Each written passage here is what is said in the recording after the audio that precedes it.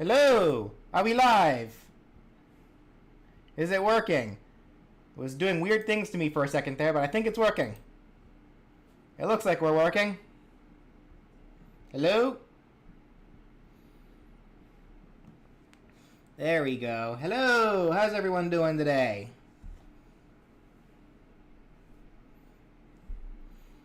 Who's ready for Pikmin 4 tomorrow? Because I sure am. Not sure if you guys can tell if I'm excited for it or not, but you know, I'm pretty excited for it.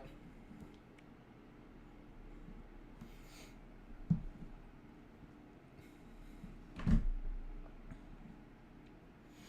fact, I'm so excited for it, I'm only playing Pikmin music to stream. Hope you guys don't mind too much.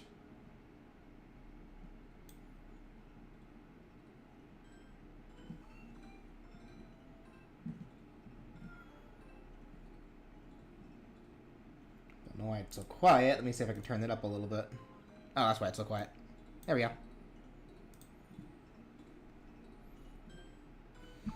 More excited for Mario Bros. Wonder? Cool. You're not getting that until October? Sometime then? Pikmin 4 is tomorrow.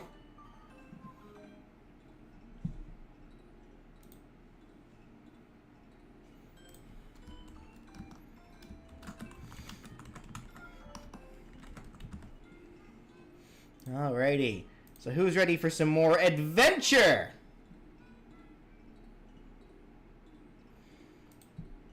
Let's go ahead and finish up kind of the core base that we got going on here. We kind of got cut off last stream because internet decided to once again just die. Because it felt like doing that. Hopefully that doesn't happen again, but that seems to be a running occurrence in my house. In fact, even yesterday. Yeah, so you guys may have noticed, like, I'm only just now getting to a live stream this week. Like, Universe has not been kind to me this week in terms of live streams. Like, Monday was kind of my own fault because I just wanted to relax. Tuesday, YouTube was doing something weird where when I tried the live stream, it kept telling me, live streaming is unavailable right now. Try again later. So it just wasn't working. And then yesterday, I was kind of not feeling good. Like, I had a runny nose and a cough. Which is fine now, thankfully. But even then, yesterday, we also had a power surge, which went on... Which happened at a time which I more than likely would have been streaming for. So, anyway, what we do in this stream, we are finishing the core list of the adventure mode, kind of figuring out what enemies we want, what items we want, how we kind of set up the levels and such. And then I'm going to go back and show you guys the deeper research that I've been doing for a lot of these characters. How is Rob's adventure mode? We will get back to that here in a bit. So we're going to go ahead and skip Tekken, unless you guys have any general ideas on what could be potential characters for Tekken, in terms of like reoccurring enemies to fight, potential big boss fights. Because if we don't have any big ideas for Tekken, we can go straight to Kingdom Hearts. Because I'm not that familiar with Tekken. Like, I'm going to have to do some proper research for Tekken. Oh, that's right, the Jackbots. Would those count as... Would Jackbots count as weak enemies or strong enemies?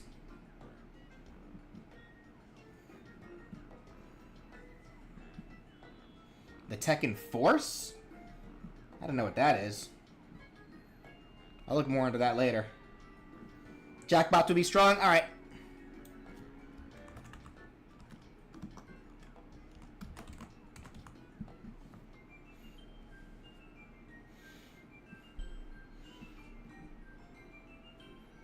I don't see Heihachi as the boss. Is my wrist feeling better? Nope. In fact, actually, I should update you guys on this. So it looks like we were able to find, because you probably noticed I'm wearing a different kind of split now. So it looks like the specific tendinitis that I have is actually specifically in my thumb, and it's connecting to the nerves in my wrist. Because I'm noticing whenever I move my thumbs in certain ways, I feel like a really painful snapping on the side of my wrist. So really, it's my... So the splint that I was using before, while it was helping, a little bit, it wasn't really, keeping my thumb still, and that was where the main core issue was. So I got this new splint to keep both my wrist and my thumb still. So hopefully this will... Because, again, it is getting better. like, there are some days that are better than others, but it's still too painful to draw. Heck, even, like, I was kind of stupid the other day. Like, I was playing Pokemon Unite for a good day for a good chunk of the day with Brandon to help get him to Masters, and by the end of the day, my wrist was pretty sore. So, it is what it is. Who is Brian Fury? Let me see.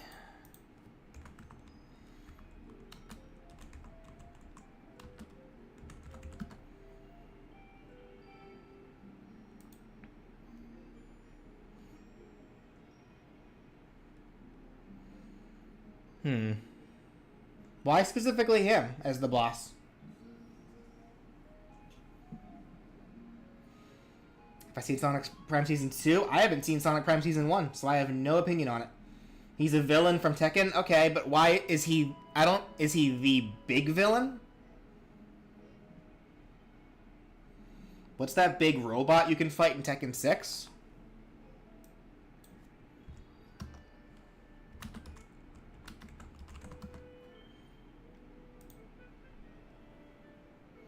Nancy?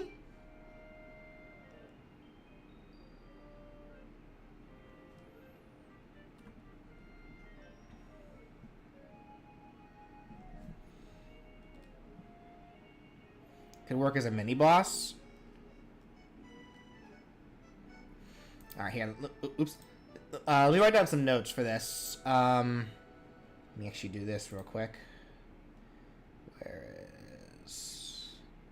Hide this real quick so I can open up a new screen and not accidentally spoil you guys on stuffs.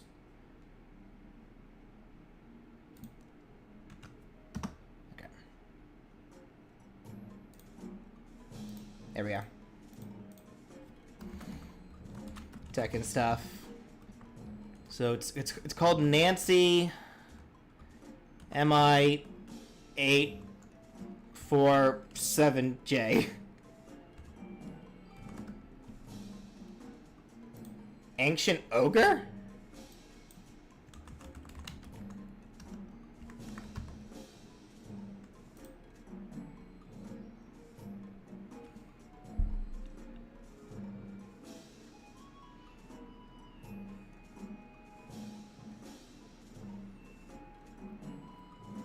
I recognize you.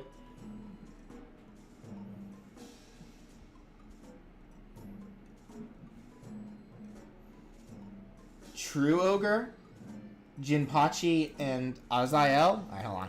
Let me write all these down. True Ogre.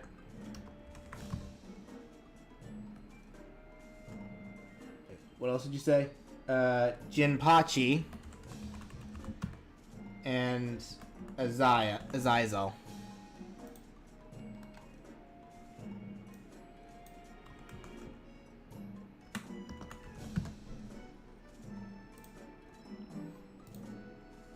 Oh, Azazel looks like a boss. That's a boss.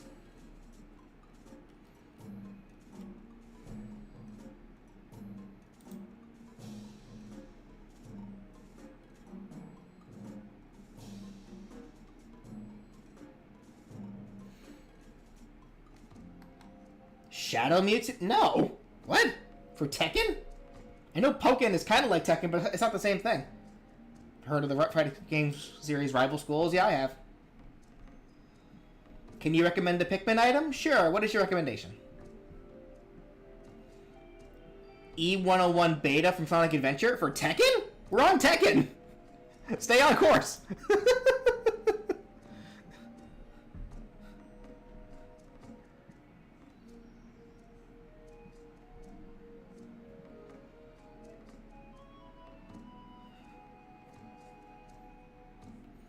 Yellow to you too, Mega Combat. Heihachi has a mini boss. See, I'm not too sure about that one even myself. Alright, Tekken's definitely one I'm gonna have to kinda like look into a little more to kind of decide what should go where. Once I have more context on each of these things. For now then, let's just go ahead and move to Kingdom Hearts. So for Kingdom Hearts, I did think of a single potential item to use so far for it. And that is something actually my sister recommended to me.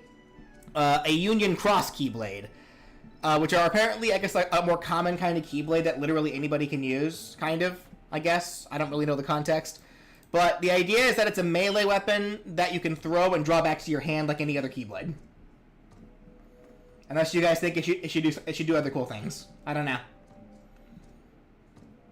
How to make a character broken? Give him a Keyblade.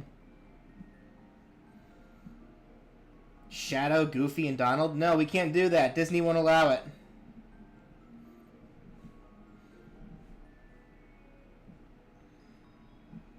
The star thing with a purple handle? What?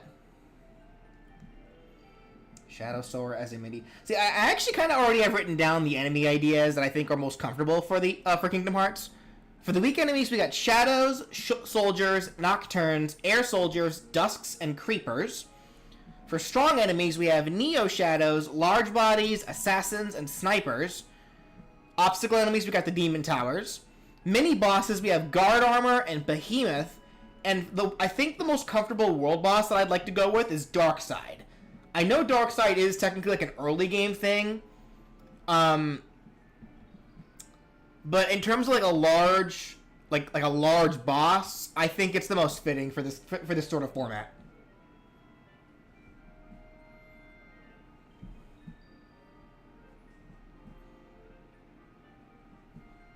The cards from Chain of Memories?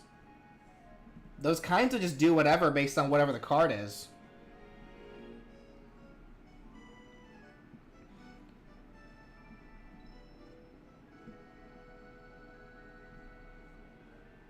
The cards from Time to Server World?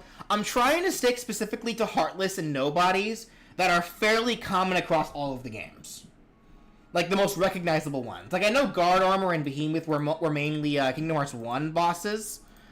But when you look at the bosses from all the other games, like, a lot of them are kind of just, they're either not as recognizable Heartless or Nobodies, or they're just straight-up characters from Disney.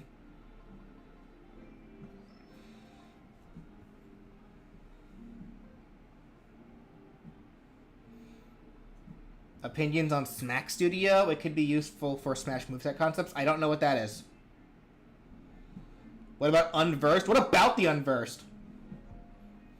Xehanort as the boss? Nah, I'd honestly rather not. Axel? Why Axel? If we can avoid the specific characters, I'd much rather that. Like, generally when I'm choosing enemies for these, for each of these different worlds, I always want to try to go for the enemies, at least mainly for the enemies, strong enemies, and mini bosses. I want to pick from enemies that there's a lot of. Like, it's not just individuals. Like, now I'm willing to do some individuals if there's not much else to work with. But I want to try to go for species over individuals. The major world bosses, I'm more willing to go for individuals. But it really depends. Yeah, I know the Unversed were enemies in Birth by Sleep, but they're also not really a thing anymore. At least not so much. They did kind of come back in 3, but still. Kind of.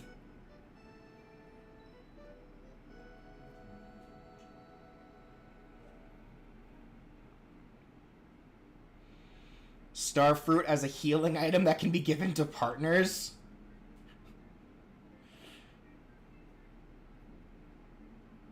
That's not... Hold on. You're onto something. I'm gonna write that down because you are onto something there. Was it called? No, it's called Palpu Fruit, wasn't it? How do you spell that? Palpu Fruit?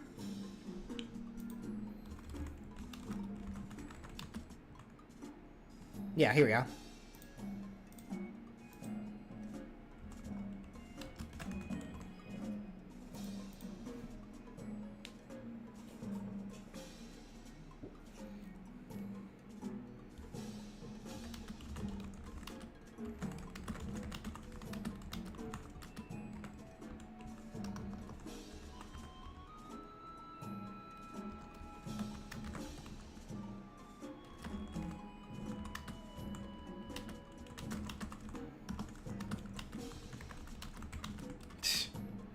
That's a funny idea. Forever entwine your destinies with your team partner.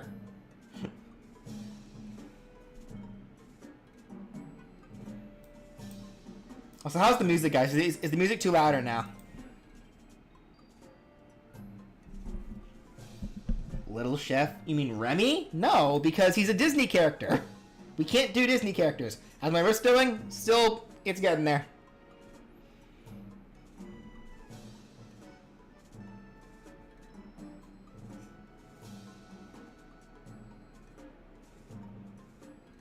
Is it too quiet?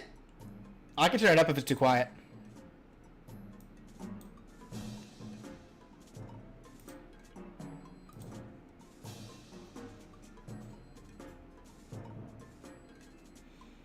Goodbye. Thank you for your vids. Well, I'm glad you appreciate them. Thank you.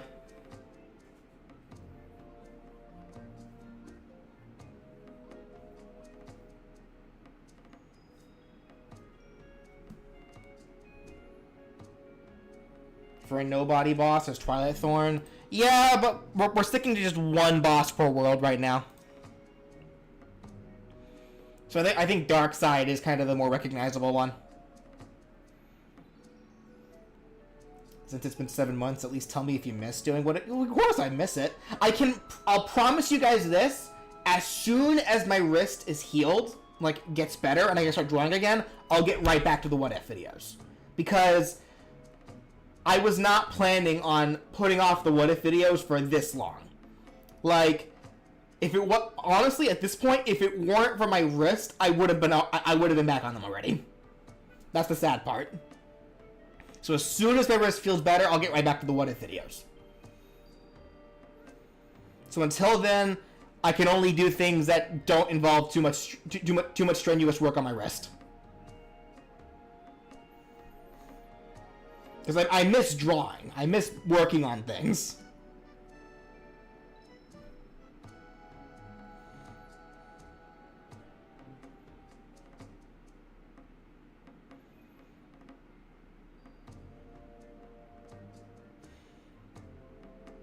Malevolent staff as a weapon? Let's avoid the Disney stuff.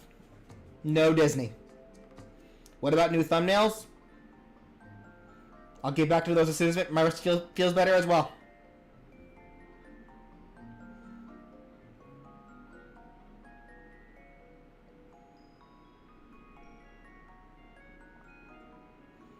Sleeping Beauty is public domain. I mean, not the Disney versions of it.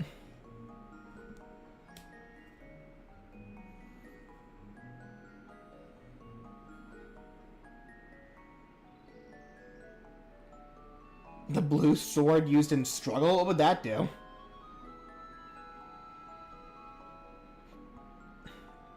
What's going on here? We are building a theoretical Smash Brothers adventure mode.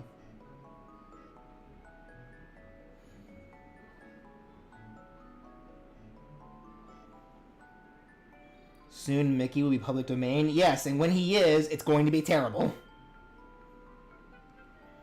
Because look at what happened as soon as Winnie the Pooh became public domain. They immediately made a terrible horror movie out of it.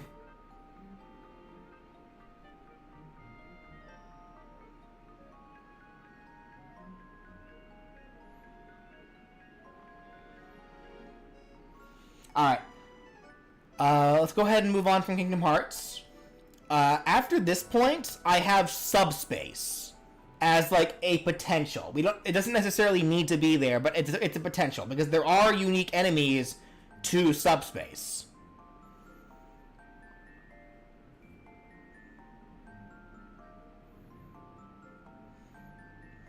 How does a series become public domain? I forget the exact specifics, but usually it's when the original copyright holder it's like a number of years after their passing. Yeah, so for the enemies that I have picked for Subspace, of course we have Primids, which include Primid varieties. We have Mites. I chose Fayesh, Poppint, the Gleisglier Glunder trio, and Auroros. For strong enemies, I have Roturret, Toto, Armite, and Shellpod. I have Generators here as obstacle enemies. For mini bosses, I've chosen Armank and Greep, and then the world boss is obviously Taboo.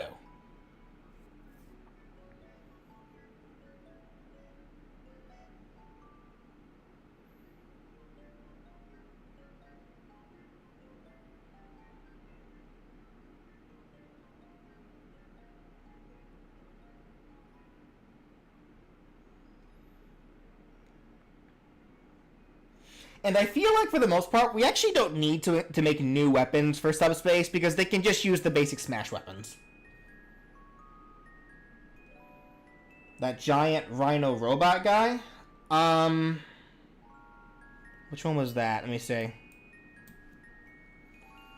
Super Smash Bros. Subspace Army.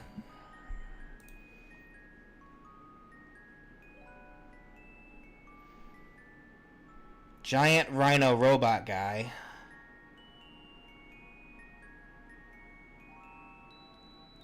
Are you talking about Shellpod? Tekken? Where would Tekken go if we were to have Tekken?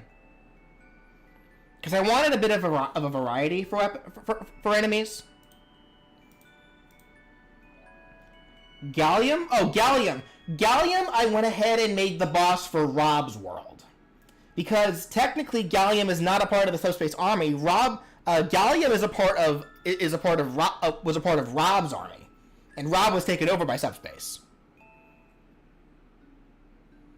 So Gallium's technically a Rob. So I went ahead and made Gallium the world boss for the Rob world.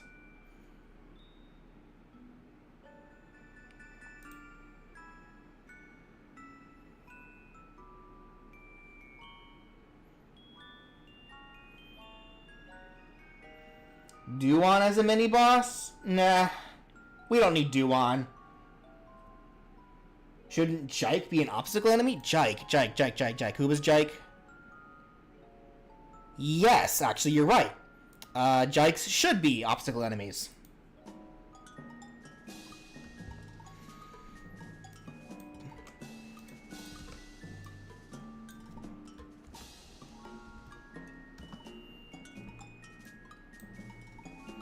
And if I recall correctly, these are just like enemy trap, non-sentient spike balls. They either stay in one place or move in a predetermined path, so floats either in place or move in a predetermined path. It's so hard trying to spell with a splinted arm. They deal damage on contact. I forget. Were there anything else about them that was noted? There are fire ones, zap ones, and hydro ones. Oh, but there's really no difference to them. There's no difference in between them. Okay, so it's whatever.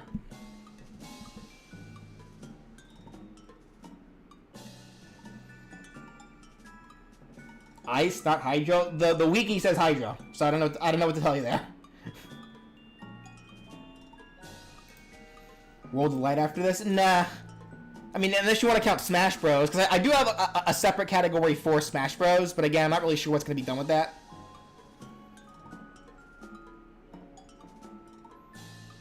Purple Man boss? Let's focus on the series that are in Smash Bros right now.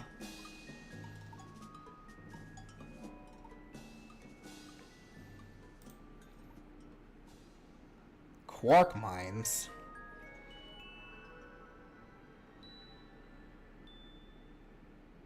Oh, those could be a thing, actually. Hold up. Those could be a world element, though.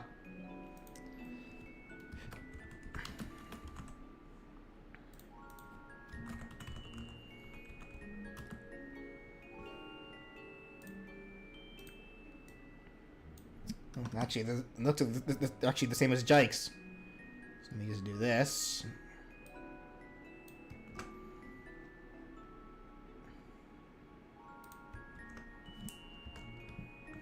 When touched or attacked, They explode.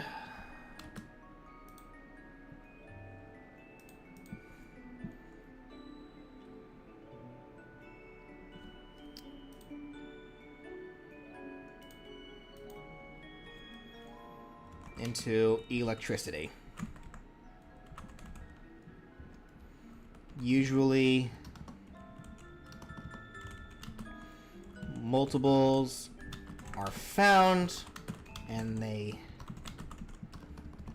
can cause chain reactions.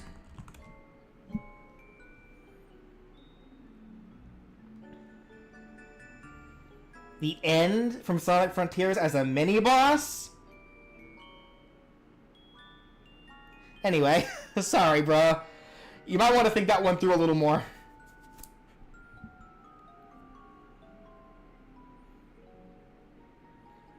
Eyeless Petrov, did you not hear what I said earlier? What about Mizo? Who was Mizo?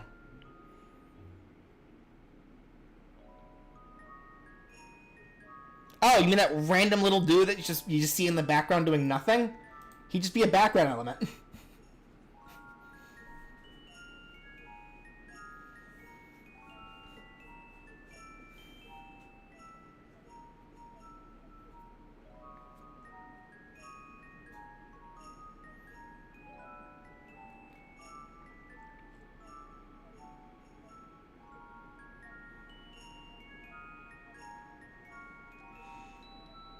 Alright, so I guess then looking at the Smash Bros, we got fighting polygons, wireframes.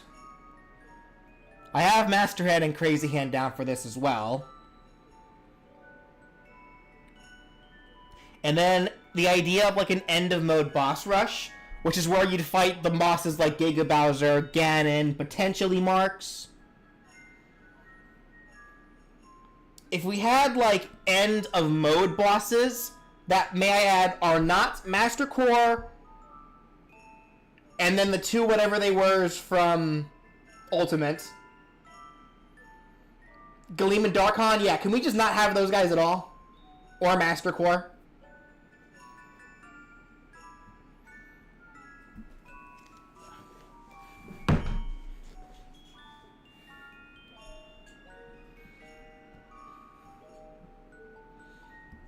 Shadowbug versions of the fighters. In general, unless there's an enemy that very specifically can shapeshift, I'm trying to not directly include enemies that are just you fighting the characters, because those could be included in the rushes depending on like what goes on with them. You'd have to build up more of them, but we'll get to them as we go. Sandbag is a joke boss. What's wrong with Galeem, Darkon, and Master Core? They're good for the games they're in. We don't need them outside of those, though. Duon? No, we don't need no Duons. I'm retiring Duon. Alright. Well, in that case, then. Metal Mario as a mini-boss? No, because that would just be Mario, but metal. Every enemy in one adventure mode. See, I would like to imagine like a final world, which would probably be something a little more original. Probably could have a mix of every single enemy, like, all spanned with throughout it.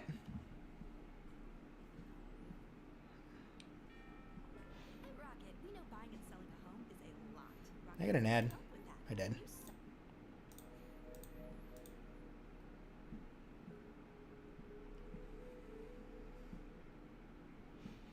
Alright, so in that case then, let me go back over every single other world, since we're kind of at the core now, we finished the core stuff. Let me go over with you guys, kind of as quickly as I can, what I've written down for all the other worlds, and as well as the actions of every single character, or enemy I should say.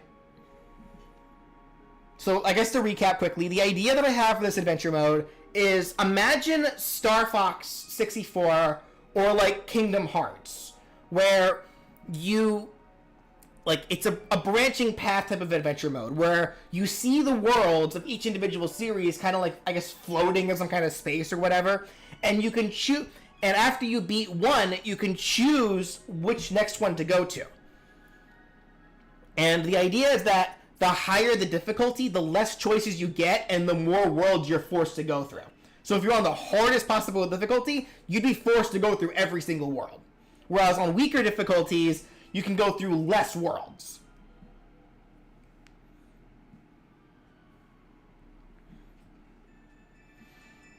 It's like for Super Mario Bros. I imagine Super Mario Bros. as kind of a first level, like a possible first level. So it'd have a lot of weaker enemies, more pedantic enemies, and like a weaker boss. So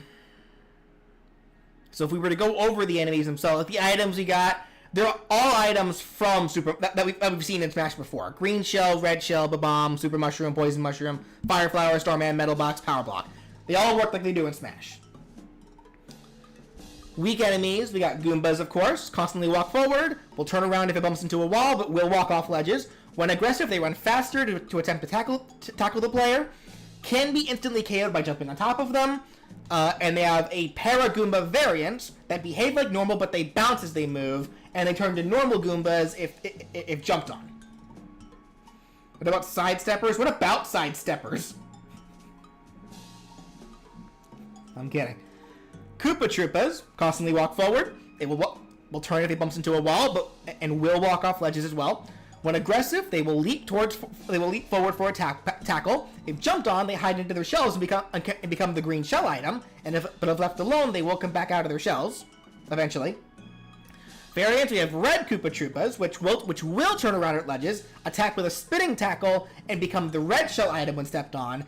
And then Paratroopas, where if green, they bounce when they move, but if red, they fly in a predetermined pattern.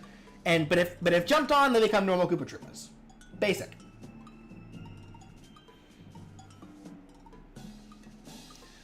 Boos slowly float forward. When they see a player, they'll slowly float towards the player, but only if the player is looking away from them. If the player looks toward the boo, they cover their face and become transparent. If they get close enough to the player, they'll try to lick them, which deals damage, so that's their attack. The boos can only be attacked while they're not transparent, and they cannot be grabbed. So the idea is that there are some enemies that cannot be grabbed, and some that are also immune to flinching and hit stun, but then there are also some that are immune to flinching and hit stun, but only from weaker attacks. So we got Piranha Plant, only pop out of warp pipes. They pop out for a few seconds and retreat back in. They'll come out when their mouths are pointing up. When they come out, their mouths are pointing up, constantly, chomping. Just touching the mouths deals damage. They cannot be grabbed, and they're immune to flinching. And there is a Fire Piranha Plant variant, which when they come out, they spit a fireball and then immediately retreat. We got Cheep Cheeps, mostly found in the water. We'll jump out of the water and dive back in. Any player in the Cheep Cheep's path will take damage. If the Cheep Cheep lands on the ground, it'll flap around helplessly, slowly making its way back to the water. Dry Bones constantly walk forward. It'll turn if it bumps into a wall or ledge. Only found in Bowser's Castle levels, or assuming if there were levels that where any enemies could appear in, they mostly appear in like lava areas and such. When aggressive, they will leap for a tackle. When they take enough damage or when are jumped on, they will fall apart into a pile of bones, but then they reanimate after a short time. They can be permanently KO'd if attacked by elemental moves, and they cannot be grabbed while in a pile. For the strong Mario enemies, we got Hammer Bros. Remain in their station zones, but will hop from spot to spot within that zone. When aggressive, they will chuck hammers into the air toward the player. They usually come in pairs. Only found in the Mushroom Kingdom grasslands, and these are enemies that can pick up and throw items. There are enemies that can actually also use items. They're a little more limited on how they can use items, but they can use them. And depending on the item, like if they pick up a melee item or a ranged item, they will use it like it can be used normally. And if they pick up an item that can only be thrown, they will throw it at you. And Hammer Bro does have a Fire Bro variant, which throw fireballs instead of hammers. The fireballs go a little more are thrown a little more horizontally than the hammers are, and they bounce on the ground. And Fire Bros are only found in Bowser's Castle or the lava areas, effectively. This is a family-friendly channel. What's happening here? No ice or boomerang, bro? Nah, we don't need those. We'll just stick to the classics. We have Lakitu and Spiny, flying enemies that are that station themselves at a high point of the screen. They drop spiny eggs towards the ground. These act as projectiles until they hit the ground. After reaching the ground, the spiny eggs are uncurled into Spinies. Spinies constantly walk forward, will turn around if they bump into a wall, but will walk off ledges. They automatically deal damage to players who touch them from above. They take extra damage when attacked. They take less damage when attacked from above, but extra damage if attacked from the sides or below. Lakitu can also automatically be KO'd if jumped on. If KO'd via jumping, it leaves behind its cloud, which acts as a temporary platform. Lakitu can also fall out of its cloud if attacked enough, leaving it vulnerable. Like if it's attacked but not KO'd, it can fall out, but sometimes. But if left alone long enough, it will return to its cloud, and Lakitu cannot be grabbed, but the Spinies can. Magikoopa as the third strong Mario enemy. They move through teleportation. When they appear, they remain stationary in that spot. They fire magic blasts into the direction toward the player, then will soon teleport again. Getting hit by a magic blast will weaken the player. And they do have variants. They come in other colors, and they have slightly different attributes. So when I say weaken the player, it depends on the color. The blue Magikoopa, getting hit by its magic attack lowers defense. The red one lowers offense. The green one lowers speed. And the white one lowers your weight. This should say Broom Magikoopa, sorry. Broom Magikoopas ride on a oh my goodness. Yes, they ride on a boomstick. They ride their shotguns, everybody. Imagine Magikoopa riding a shotgun. That's actually kind of metal. Anyway, they ride on broomsticks, allowing them to fly around. They can swoop around and to move on top of teleportation. Jumping on their heads turns them into normal Magikoopas, and they can't be grabbed while on broomsticks. And then the final strong enemy for Mario is Wiggler. Constantly walks forward, will turn if it bumps into a wall, and will turn at ledges. These are passive enemies. They will only attack if they take damage first. So, when they turn red and such. When aggressive, they turn red, move faster, and will actively chase players. They attack by charging and lifting up their upper bodies to do a stomp. They cannot be grabbed, and they're immune to flinching while angry. So those are the general enemies that you can actually fight and deal with in Mario. Then we have the obstacle enemies. So the obstacle enemies are the ones where most of the time you can't kill them. They're literally just there for you to avoid. So we have Bill Blasters and Bullet Bill. Stationary cannons that fire bullet bills into whatever direction they face. Depending on the blaster, some bills will only fly horizontally, others might chase the player, so they're homing bills. The bullet bills specifically can be defeated with attacks or by jumping on top of them. So you can't defeat blasters, but you can defeat the bills. All of those Pikmin attacking Brawl-fan 1 don't stand a chance. Bullet bill will automatically explode when they make impact. Players can stand on top of bill blasters. Will I make a video about this eventually? I'd like to, yes. I would love to make a new series where each video goes over each specific world, where I actually make art and show off what each of these enemies are. Because, spoiler warning, in future worlds, there are going to be some stuff where it's there's going to be a lot of enemies on this list that you guys are not going to be that familiar with. There also are going to be some that might be a little more original, depending on the context of the world. We'll see. If we get to it today, I'll show you guys. I'll happily show you guys. And stay hydrated, by the way. Doing a lot more talking than I normally do, so gotta stay hydrated. Thwomp. They float high into the air, completely stationary. If they see a player walking too close underneath, they'll drop down and smash the area below, then slowly float back up.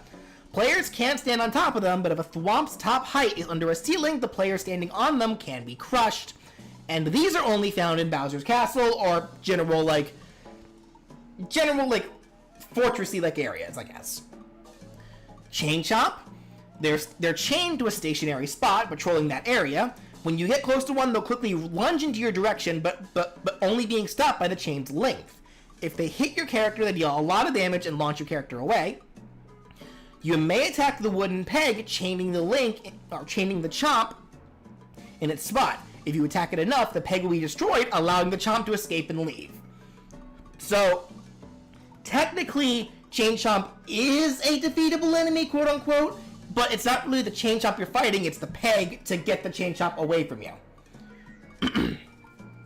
And then the last one are just lava bubbles, which jump out of the water, then fall back down, touching them deals damage. Basic stuff. Mini bosses. So this is where things are going to get a little more intricate, as well as depending on the character. Some things that I kind of, took the liberty of kind of making up for the character, if it makes sense. But you guys can obviously always give your input as well. First mini boss for Mario, Boom Boom. They'll occasionally duck and protrude their shells on their spikes upward. You'll take damage if you touch the spikes when it's like this. I should also actually add a little something here. They constantly walk toward the player. So Boom Booms are very aggressive. So yeah, it's like the spikes, whenever those spikes are protruded. When at low health, they'll replace their arms with wings.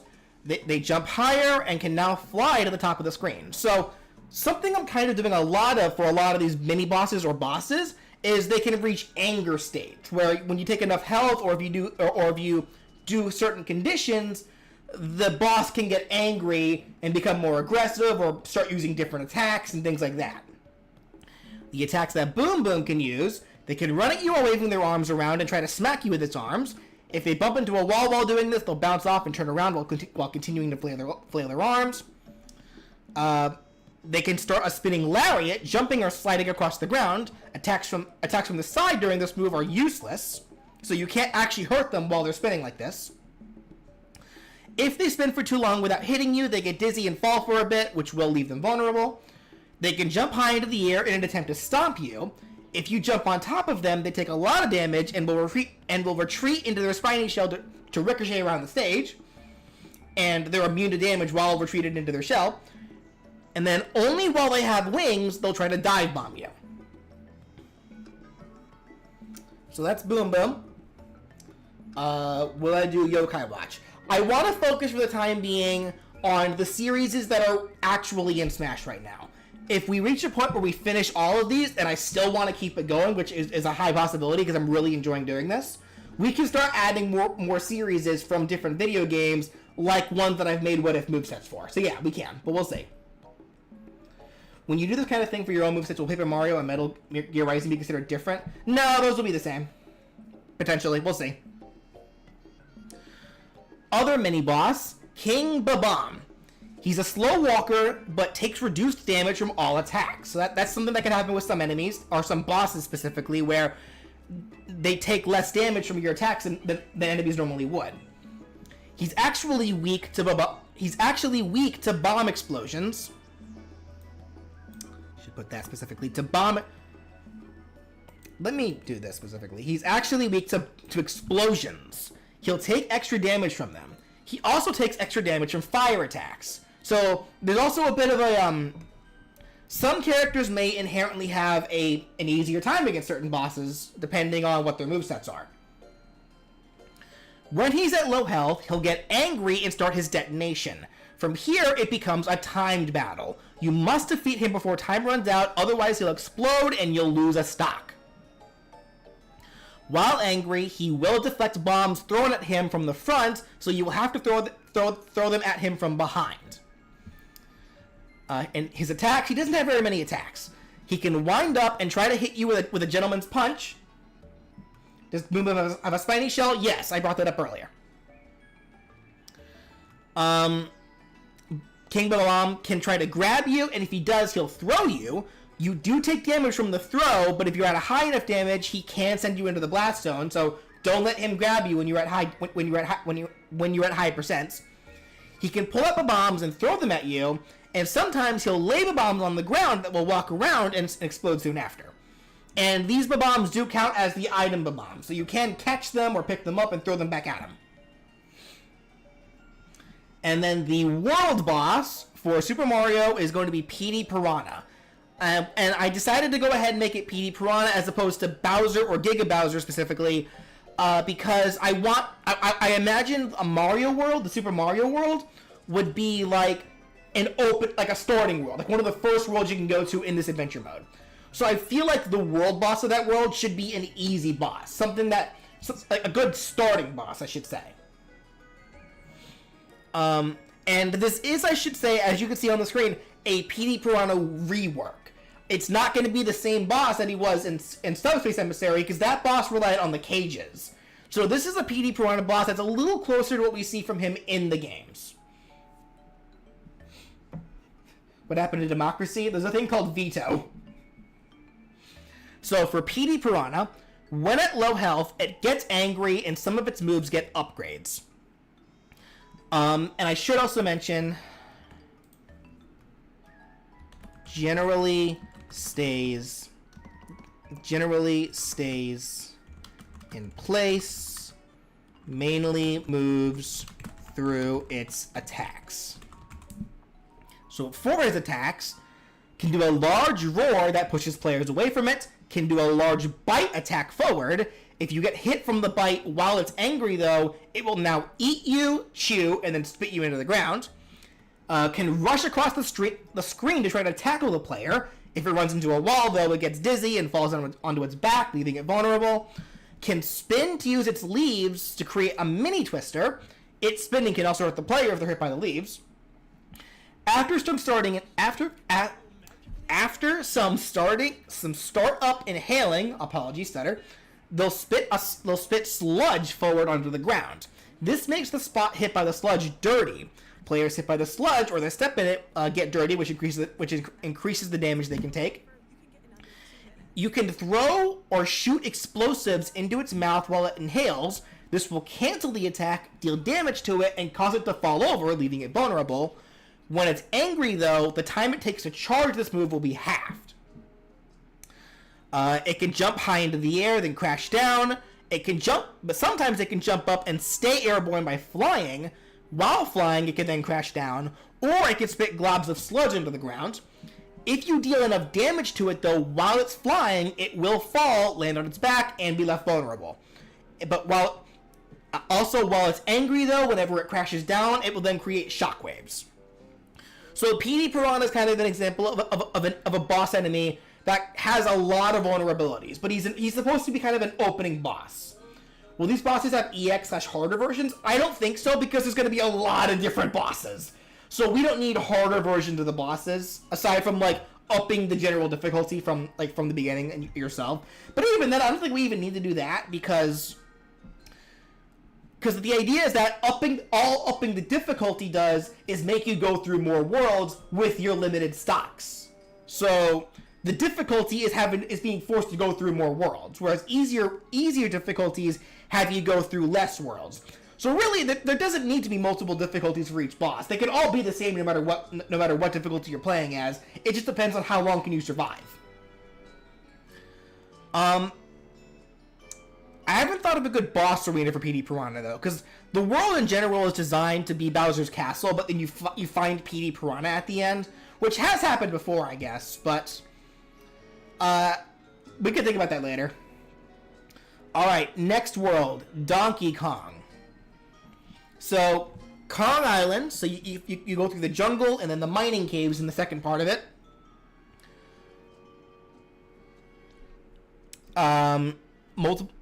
Yeah, all this, I mostly want to go through the enemies first. We can go through the other stuff later, but yeah, there were a lot of, items as well that we thought of as we went. Banana peels, hammers, springs, barrels, banana guns. Those are items already in Smash. We also thought of coconut guns, banana clusters, life balloons, and the Kong letters. Excuse me. As for the enemies themselves, though, so for weak enemies on Kong Island, we have critters, constantly walk forward, will turn around at walls and ledges. When aggressive, they charge at the player and try to attack with a claw attack or a triple bite attack, and they can pick up and use items. So critters are a little smarter than most enemies. And they do have a single variant in the form of blue critters, which jump for their movement, and they tend to attack with spinning lariats more often.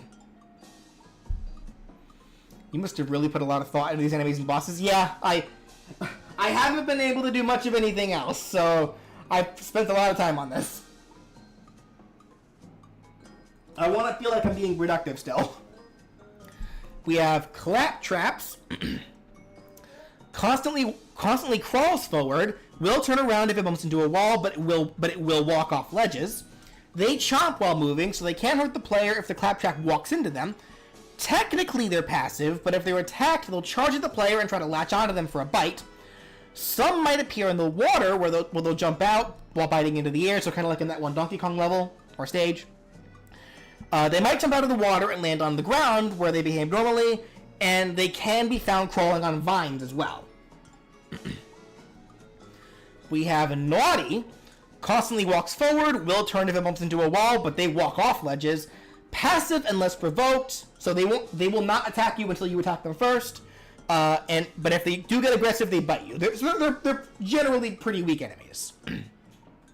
Neki will fly around in the air. Some are stationary, some move in a pattern. When aggressive, they spit nuts at the player. A few might be seen perched in high places, but a few might be seen perched in high places to spit nuts at the players. We have Army. They slowly walk forward. They turn around at walls and ledges.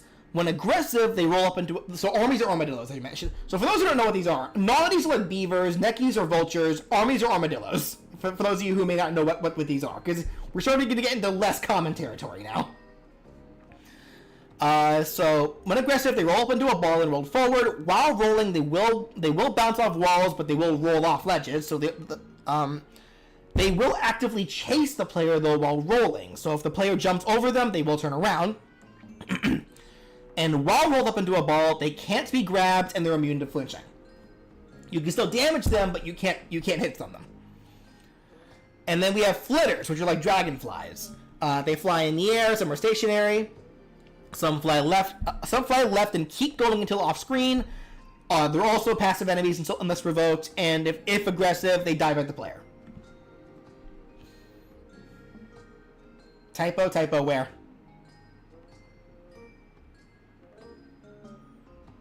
Or was that your typo? Anyway. Strong Donkey Kong enemies. We have Clump, which are like the big fat critters with the army helmets and such. Slowly walk forward. They will turn around if they bump into a wall, and they turn at ledges. When aggressive, they lunge at you for a belly check.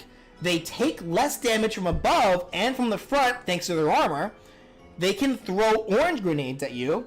They can pick up and use items. They cannot be grabbed, and they're immune to flinching from weaker attacks. You missed what if they were in Smash? I miss making it too.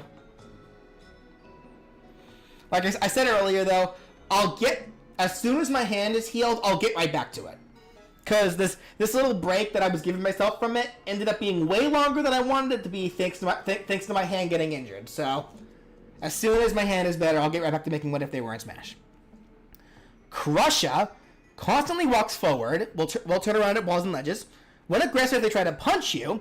They nullify all melee damage done to them from the front. They also laugh when you do so. Literally, meaning you can only hurt these guys from the back. They can pick up and use items. They cannot be grabbed, and they're totally immune to flinching. So crushes are a little more dangerous. You gotta outsmart them. Zingers, which are like the giant bees, they fly around in the air. Some are stationary, some move back and forth, some fly in circles. Their bodies are covered in spikes, so just touching them deals damage, and they cannot be grabbed. And we have clobbers, which are critters that hide in barrels. When you get close, they come out and run straight at you, trying to tackle you. So I should mention there is the normal barrel item. So the clobbers are gonna look like normal barrel items until you get close. So they're trying to trick you. They run straight at you, trying to tackle you. If you jump on top of them while they run, they retreat back into their barrels, turning them into the barrel item. They will come back out eventually, though, even while you're holding them. They can't be grabbed while they're running around. They can only be picked up as items. And they do have a variant in the form of kabooms, which are red versions hiding inside of exploding barrels. So when the barrels are thrown, they explode, and if they run into the player, they explode automatically. We have Oil Drum and Fireball, which came from the original Donkey Kong game. Stationary drums that spit flames upward. Each time they spit flames, a fireball comes out and lands and lands in front of the drum. The fireballs will move forward for a set distance until it peters out. For bosses, first mini boss we have is Master Neki. You only see Master Neki's head. It appears from the sides of the screen or through holes in the background. So Master Neki originally in Donkey Kong Country was a very limited enemy. It didn't do a lot. So a lot of what I'm about to explain here are going to be brand new things that make sense for the character. So I imagine fighting it in some location that has like a lot of like areas for it to stick its head through, like both on the sides of the screens or in the background. At low health, it gets angry and begins to move faster. For attacks, it spits giant nuts at the player. It can also spit nuts out of the holes in the background that land on the stage. Some of the nuts that land on the stage will remain there and can be picked up and thrown by the player. And when angry, some of the nuts will explode on contact. It can peck into the player's direction. It can do a wide whiplashing neck swipe, so just like kind of like that. It can do a loud shriek, which pushes the players away. It can call other Neki enemies in as backup. So this is kind of the first example of a boss / mini boss that can actually call in little enemies to help it. Only when on the sides of the screen, it can blow huge gusts of wind that push the player to the other side of the screen. During this, nuts and other hazards blow across the screen, which the player must avoid. So I guess for you Master Neki Donkey Kong Country aficionados, do these moves make sense for Master Neki? Or do you guys have any suggestions that you would add for yourself?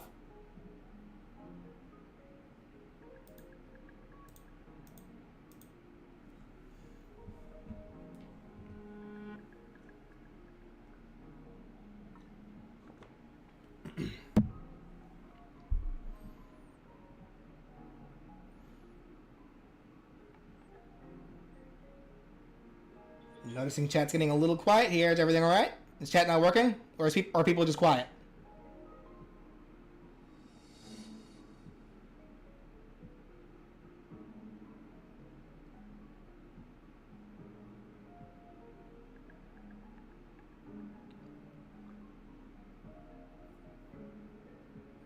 Can you guys still hear me? Oh, there we go. Hey, you guys are awfully quiet today.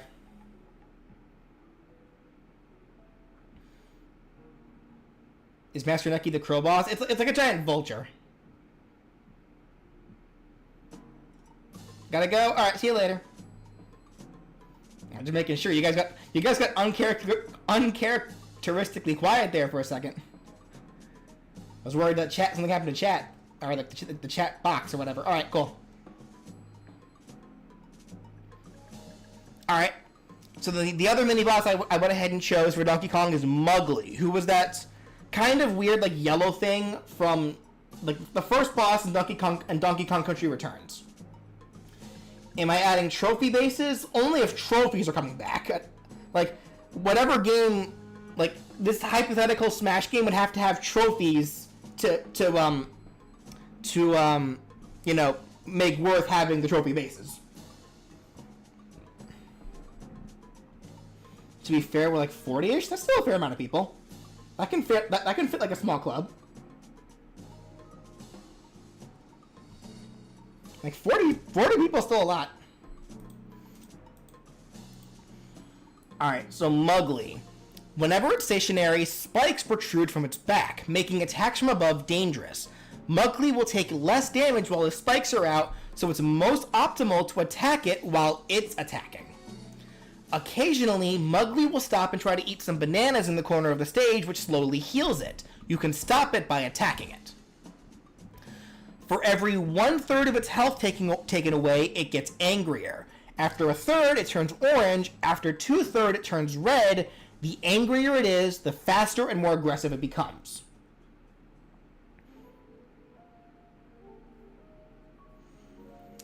For its attacks, so for the attacks, I went ahead and combined a bit of its normal attacks, along with some of the attacks from Thugly, which was like a later version of the Mugly boss in that game.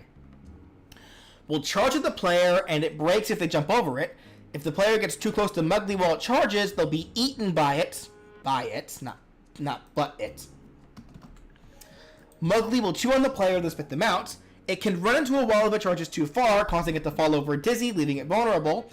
But this also causes some rocks to fall from the ceiling, which must be avoided.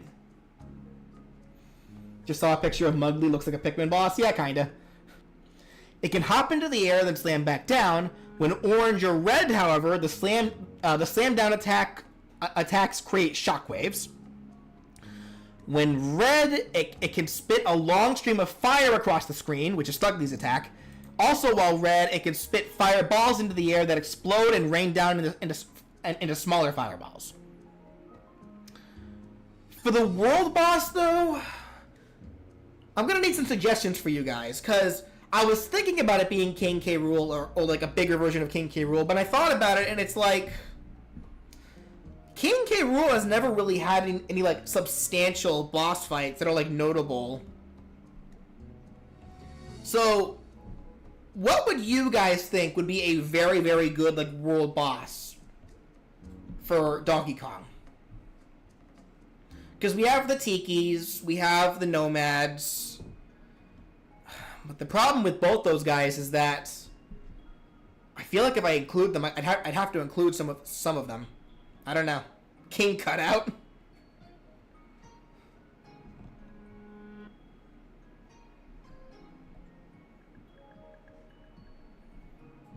It'd be funny seeing King K. Rool fighting a King K. Rool boss. Well, not unheard of. It is technically possible in Smash Ultimate to fight Giga Bowser as Bowser, or fight Ganon as Ganondorf.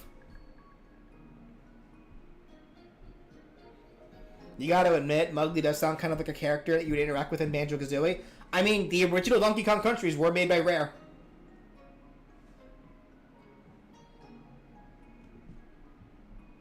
The evil Kongs from Jungle Beat.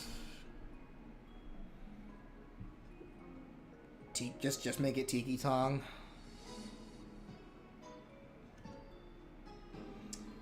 What are the other appearances of K. Rool, like the pirate or the scientist? See, I'm not really sure.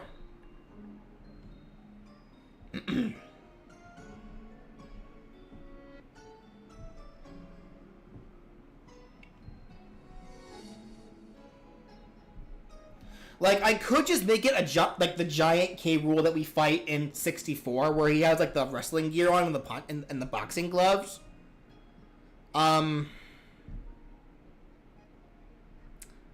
But that was just one appearance. I guess I could combine the appearances, but I'm not really sure. The original Donkey Kong? Isn't that just Cranky Kong?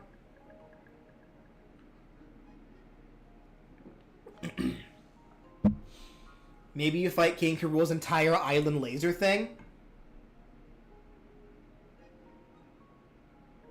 Oh, you know what, Mr. Grump? That's not a terrible idea. Because I'm reminded of in Kirby how sometimes you did have to fight things like that. Like, what was it called on Meta Knight's ship? Where you had to fight, like, the cannon with the claw and such. What was that thing called again? Like, maybe you have to fight the actual, like, yeah, like, the laser on that machine. Well, the halberd was the name of the ship. What was the name of the cannon? Main cannon? Was that twin cannon? Okay, something like that. It was some kind of cannon. But like, what do you guys think about that idea? Like, because what was that thing called again? Let me see. I have another ad. I do. Let me look up what the name of that even was. Also, Supernova. Yeah, Supernova was kind of the same too, actually. King K. Rool.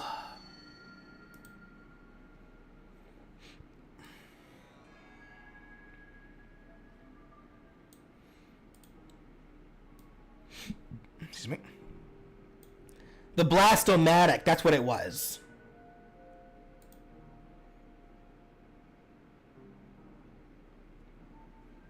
So maybe you fight like an upgraded version of the Blastomatic. Like one that King K. Rool is controlling himself. That's not a bad idea. I kind of like that. Because it would definitely be like another kind of unique boss. Like a weapon boss.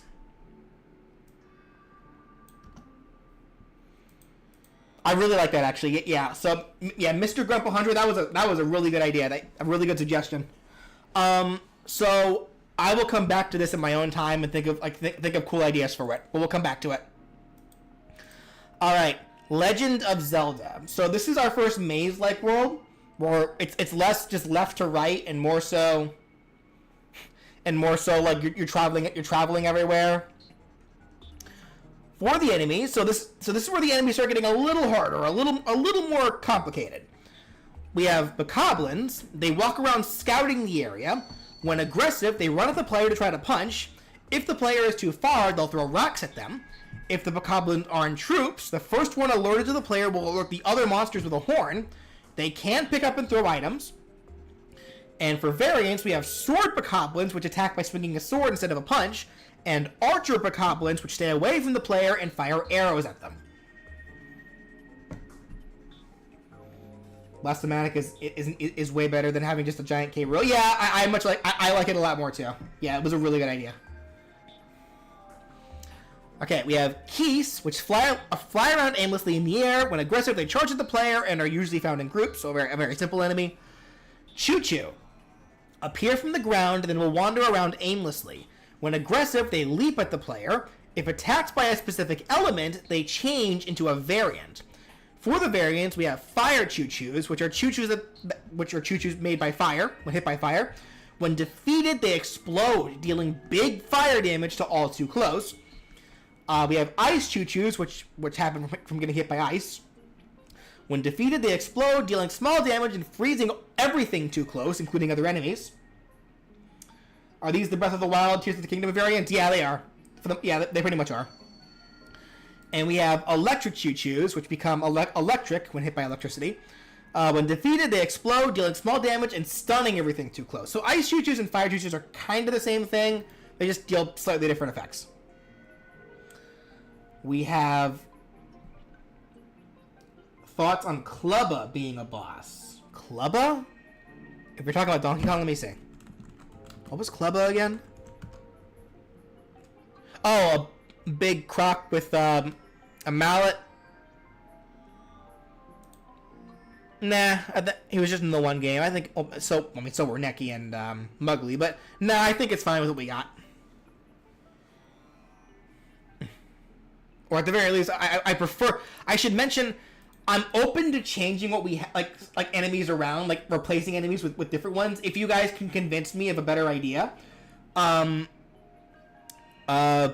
for the time being, I prefer having Neki and Mugly over Clubba in this case. All right, Octorok. Typically, are hiding under the ground or in water. If the player gets within range, they pop out and fire a rock at them. If the rock is reflected back at it, the Octorok is automatically KO'd. They have some kind of camouflage in their head that can be attacked and destroyed. If it is, the Octorok will pop out confused, leaving themselves vulnerable. If left alone for too long, though, they will dive back down and reposition themselves to fix their camouflage. And Octoroks cannot be grabbed while underground. Then we have Pose. They float around in the air. They like to float in circles. They can turn themselves invisible, only showing their lantern. When aggressive, they fly towards the player while wildly swinging their lantern forward. They can summon wisps from their lanterns that will slowly move toward the player to hurt them, and they cannot be grabbed. You're saying Pose should have a chance to drop their lanterns. Why is that, exactly?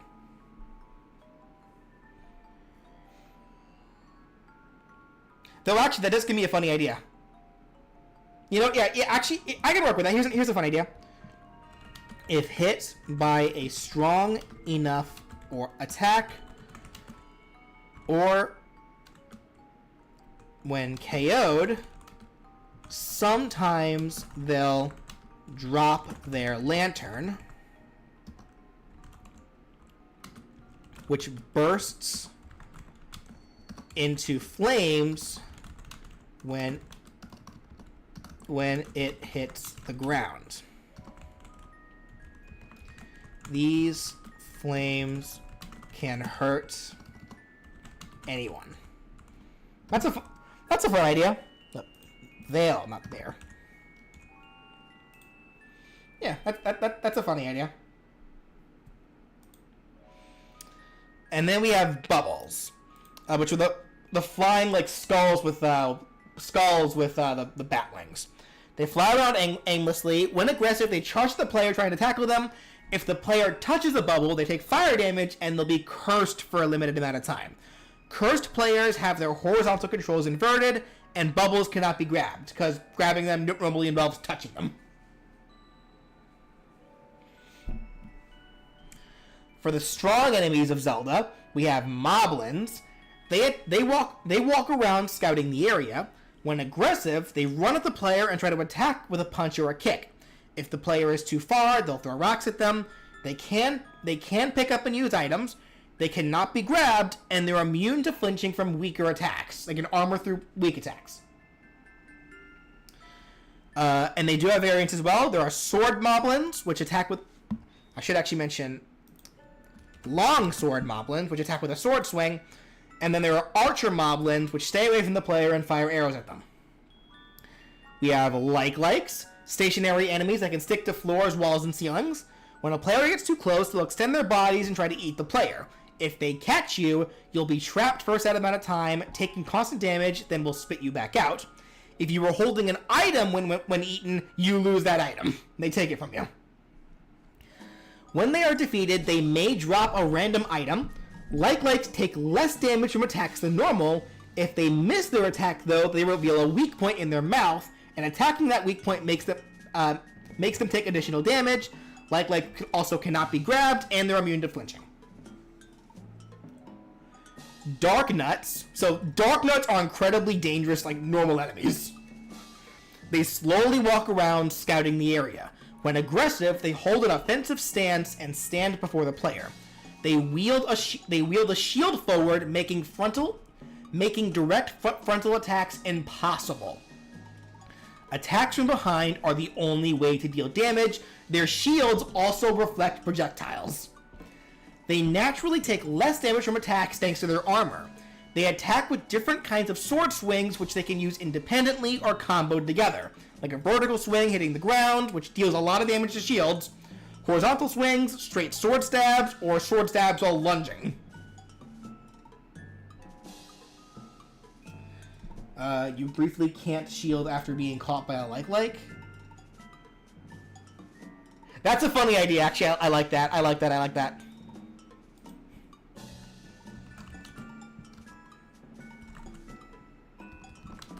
That is a cool idea.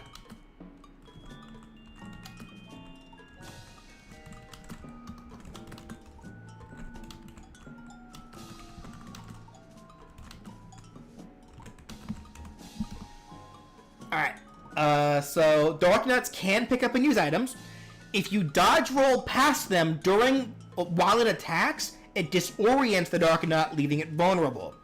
Doing enough damage over time chips away at their armor, slowly reducing the damage reduction with each piece of armor removed, but they also get faster. So you're removing their armor, so they take more damage, but they have less weight on them and can move a little faster because of that. When all of the armor is removed, they'll lose their shield last, making it overall easier to deal damage to them. They cannot be grabbed until their armor is off, and they're immune to flinching while they have armor.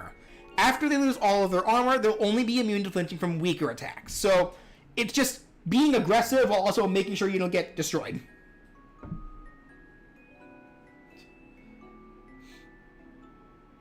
And then for the last one, we have Redead / Gibdo. So this one's kind of a weird one because I really liked the Gibdo design in Tears of the Kingdom.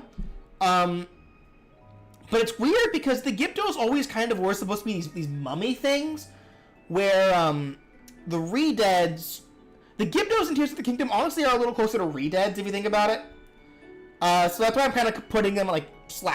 Like it's I'm thinking of the enemy specifically, the Gibdos in Tears of the Kingdom, but regardless of such, because I really like that. I really liked that enemy design. They were creepy. Do I feel better? Are you referring to my arm? It's getting there. Have to go eat dinner. Hopefully I'll return for Kirby and Pokemon later. Okay, we'll see you then. So for Gibdos, very slowly walk forward, but do remain stationary for a majority of the time. It will turn around if it bumps into a wall and will turn at ledges. When provoked, they will actively, albeit slowly, chase the player. When aggressive, they let out a loud scream. If the player is within range, they'll be stunned. After screaming, the Gibdo will sprint toward the player and try to grab them, dealing damage while latched on. The player can mash buttons, though, to escape. They may also attack with slow but powerful hand swipes. If dealt enough damage, the Gibdo will fall to the ground. To defeat them for good, the player must keep attacking them even after they fall, though on a rare occasion, while laying on the ground, they'll start crawling, which makes them move way faster. So, literally a nope situation, just like in Tears of the Kingdom. They also take more damage from fire and lightning attacks, they cannot be grabbed, and they're completely immune to flinching. For the Breath of the Wild, Tears of the Kingdom enemies, where they sometimes leave monster parts that can be used as throwable items.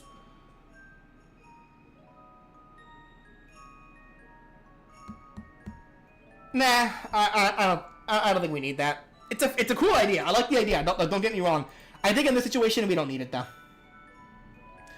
Alright, obstacle enemies. We have Beamoses, which are stationary statues. When the player is in range, they fire slow-moving beams at them. The beams can be reflected at the Beamos to stun them for a little bit though.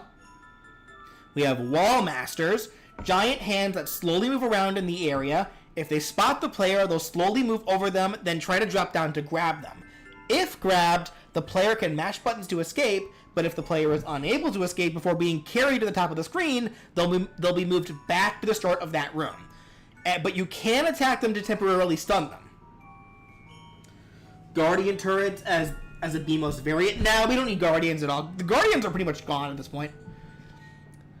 We have Blade Traps, which are sharp traps that slide across the ground until they hit a wall, then slide back. Just touching them deals damage. Hitting them with an explosion will temporarily stun them. And then we have Cuckos. Rare encounters. They just mind their own business, but if attacked enough, a whole flock of Cuckos will appear and start mercilessly attacking whoever attacked the first Cucko for a limited amount of time. So this can be applied to both the player and other enemies, so it just depends. But Cuckos are nasty, and you can't kill them. Can you pick them up and throw them? Nope. These are purely a type of enemy, kind of. Mini bosses. So first we have the Hinoxes. Massive enemies with a lot of health. This mini boss is always found asleep, so it is potentially possible to skip past it so long as you don't wake it up. So this is a mini boss you can skip if you're careful enough. It will awaken to noise or if you get too close. If this happens, then you will be forced to fight it. They like to be up close. They like to be up close, so they'll often walk up to you. If you could do enough damage to their eyeball, though, they'll fall back in pain, leaving them vulnerable. Excuse me. Hitting their eyeball with projectiles speeds this up, and when most of their health is gone, they'll wisen up and start covering their eye once you start attacking it. They may have items hanging off of their necklace, which you can take and use. They wear wooden leg braces that make attacks to that area useless. However, the braces can be destroyed by fire or explosions. So there's a lot to kind of deal with in general. As for their attacks, though, they actually don't have that many. They smash the ground in front of itself with its fists. They can clap their hands together into the location where the player is in front of the Hinox, so they can change the altitude of the clap depending on where you are in front of it at that time. They can do a butt stomp, hurting the player underneath, and it also causes a shockwave. They can pull a tree out of the ground, and they'll attempt to either flatten you with it by smashing the tree into the ground, or they can throw the tree at the player. And they can also slap the ground multiple times with both hands, causing mini shockwaves. So the Hinoxes are definitely fairly easy to kind of avoid. It's mostly just like there's a lot like you have to keep in mind when actually attacking it. Lionels, on the other hand, are a bit more dangerous. Lionels are highly aggressive mini-bosses with numerous attacks. They hold a sword, shield, and a bow, and they will block projectiles from the front with their shield. For their attacks, they can charge at you and sweep their sword across the ground as they run past. They can swing their sword horizontally once, or they can swing their sword horizontally 3 times in quick succession. They have a strong cross-swing attack forward with their sword and shield. They may swing their head across the ground to attack with their horns. They can put their weapon away and then charge at the player with their horns. They can charge up and spit fireballs horizontally. They can fire multiple arrows into at once from their bow. They can either fire a cluster of arrows directly at the player, or they can fire a cluster of arrows into the air, which rain down randomly around the arena. And at lower health, the Lionel may roar, jump into the air, and crash their sword into the ground, causing a massive fiery explosion. This attack, though, can potentially be cancelled if you attack the Lionel's head enough times before the explosion, and while it uses this move, it puts away the shield, so projectiles can't hurt it from the front then.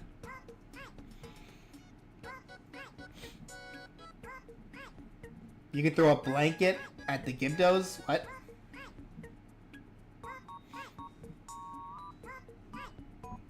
Okay. Then for the world boss, it's going. We decided last time it would be Goma. So Ganon's going to be kind of like an end of adventure mode kind of boss. So the actual world boss for Legend of Zelda will be Goma, the giant spider.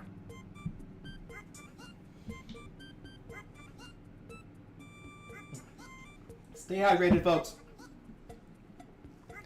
What will be the final boss of this boss mode? Of this mode, I haven't decided yet. It could be something original, or it could just be a boss rush. We'll see. So from Goma, Goma takes reduced damage from all attacks, but it takes extra damage to attacks dealt to its eyeball. Projectiles shot at its eyeball deal even more damage, though it will typically try to keep its eye closed and mainly open it when attacking. So shooting at its eye with projectiles while it's attacking is most optimal here. Demise is cooler, he's literally not. Goma is able to crawl on walls and ceilings, but if enough damage is done to its eye while on the walls or ceiling, it'll fall and be left vulnerable for a short time while it struggles on its back. And after taking enough damage, though, it will get angry. And while angry, it becomes more aggressive, but is less likely to cover its eye, making it more susceptible to damage. So it becomes a little more, what's the word? Reckless, I guess. Ganon is certainly... Oh, no, Ganon's a much better boss fight than Goma, but Ganon... That's why I decided... But Ganon does not sound like an early mode boss. It should be a late... Like an end of mode boss kind of deal. For Goma's attacks, it can lay eggs that spawn Goma larvae that will attack the players. These are unique enemies that are only in this fight.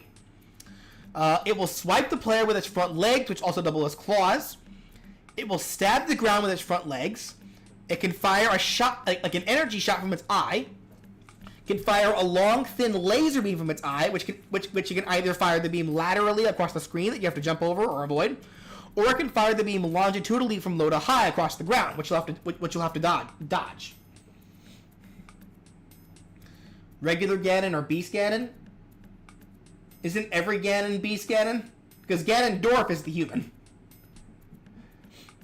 It would be, but I guess to answer your question, it'd be like the Beast Ganon kind of deal, like the big pig. Deathel as the boss? I don't know who that is. The main villain from Link's Awakening? No. Goma is a reoccurring boss. Everyone know, like a lot of people know who Goma is, or know of the Goma. Deku Scrub's a cameo enemy that can take double damage from fire. Nah, I think we're fine with it. We haven't actually seen Deku Scrubs for a while. Ocarina of Time Ganon is not Beast Ganon? You sure? He's pretty beastly.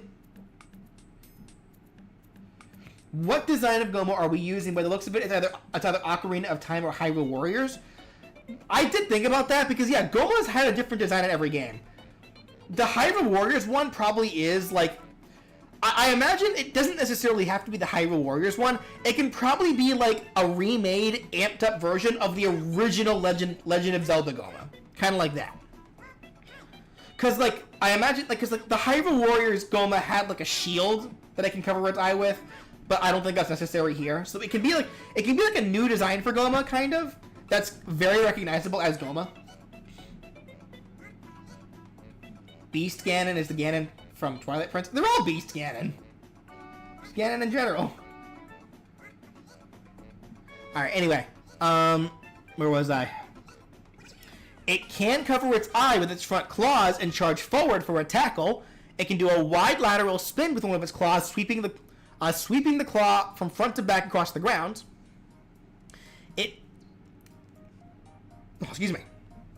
It may attempt to grab you with its front claws, and if it does grab you, it'll pull you towards its mouth and start leeching off your health, damaging you while healing itself.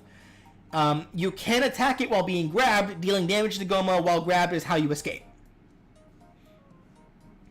So it's a big spider. It does spidery things.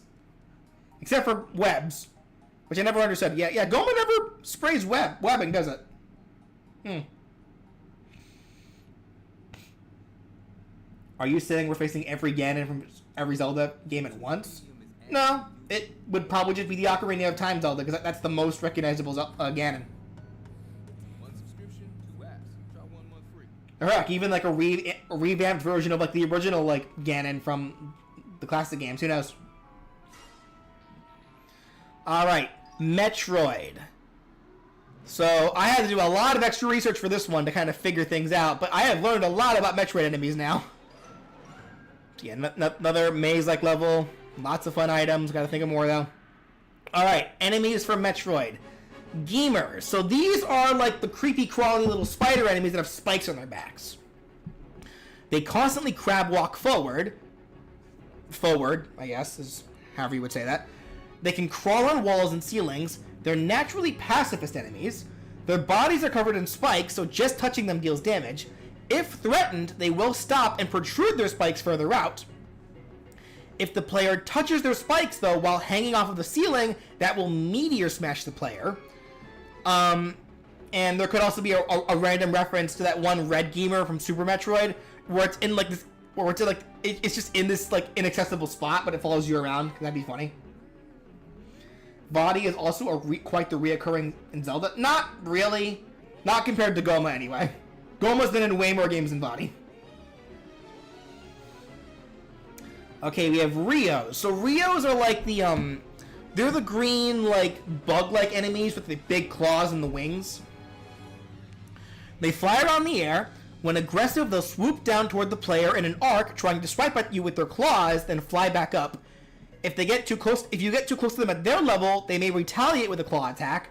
And on occasion, they won't fly back up immediately, but will chase the player on the ground for a bit before flying back up. Screes. So Screes are these bat-like enemies that generally always that are able to spin their wings around their bodies. Typically hang stationary on the ceiling. When a player gets close, they dive bomb down while spinning. If they hit the ground, they'll barrow. When they barrow, they scatter small amounts of debris that can hurt the player, but burrowing is also the same as them going away, so they don't come back after burrowing. When defeated, though, their bodies explode into shrapnel that flies outward and can damage the player if they're hit by it, and Screes cannot be grabbed.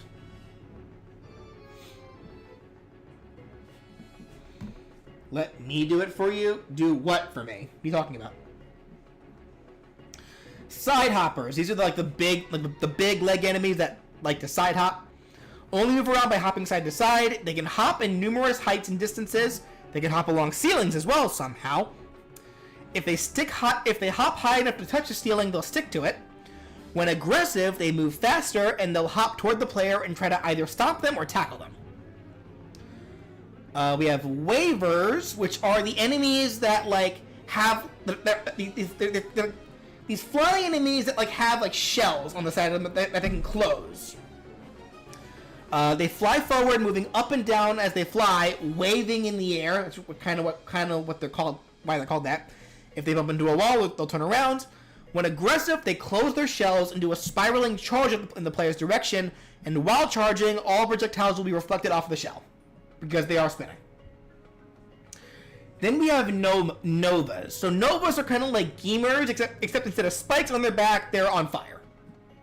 They constantly crab walk forward, can crawl along walls and ceilings as well, naturally pacifists. Their backs are on fire. BJ. Just touching them deals damage. As they move, they leave small trails of flames behind them. While on the ceiling, they can drop flames down off their backs that can damage players. Generally are only found in fire or lava areas, and they cannot be grabbed. They are too hot. For the strong Metroid enemies, we have the Space Pirate Zebians. Zebasians. They're Space Pirates. Walk around scouting the area. They can jump. They will actively chase the player until it's KO'd. So once they spot you, they won't leave you alone. Another ad on my soundtrack here. Let's see. While aggressive, they can fire beam projectiles toward the player from their claws. If too close to the player, they'll try a few CQC moves, like a kick, a claw swipe, or they can jump into a dive kick toward the player. They can do a screw attack jump, which can hurt the player as well. And they're also able to cling to walls and climb walls. They can also jump between walls, between other walls, or to the ground. And they can fire a beams wall on the wall. And Space Pirates can also pick up and use items. So, pretty aggressively dangerous, strong enemies here. We have Key Hunters, which are these giant, like, wasp-like enemies. They fly around scouting the area. When aggressive, they'll charge at the player and try to attack with their claws. Sometimes they'll stop directly in front of the player and attack. Other times, they'll dash through the player with a claw attack. Sometimes they can lunge at the player with their stinger. If they take enough damage, though, their wings will fall off and they become grounded enemies. But while grounded, they only move by hopping. They'll still try to attack with lunging claw strikes while grounded. They can also spit acid at the player. This acid pierces shields, so you cannot shield it, you have to dodge it, and it paralyzes you if it hits, and they are more likely to spit acid if they're grounded. Then we have Metroids themselves. They float around in a wide area. When aggressive, they fly straight toward the player and try to latch to their head. If they latch to a player, they begin sucking their life force, damaging the player while also healing themselves. You can attack while they're latched to you, dealing damage to them while latched on. It is a way to get them off, though you can also just mash the control stick to escape as well. They take reduced damage from all attacks, but ice damage deals normal damage to them, and if hit enough times, they'll freeze in place. And if they're hit by explosions while frozen, it deals major damage to them. So it's pretty much a recreation of how you defeat them in general. Piracy is a major crime, don't you know? Well, yeah, but the Space Pirates don't care.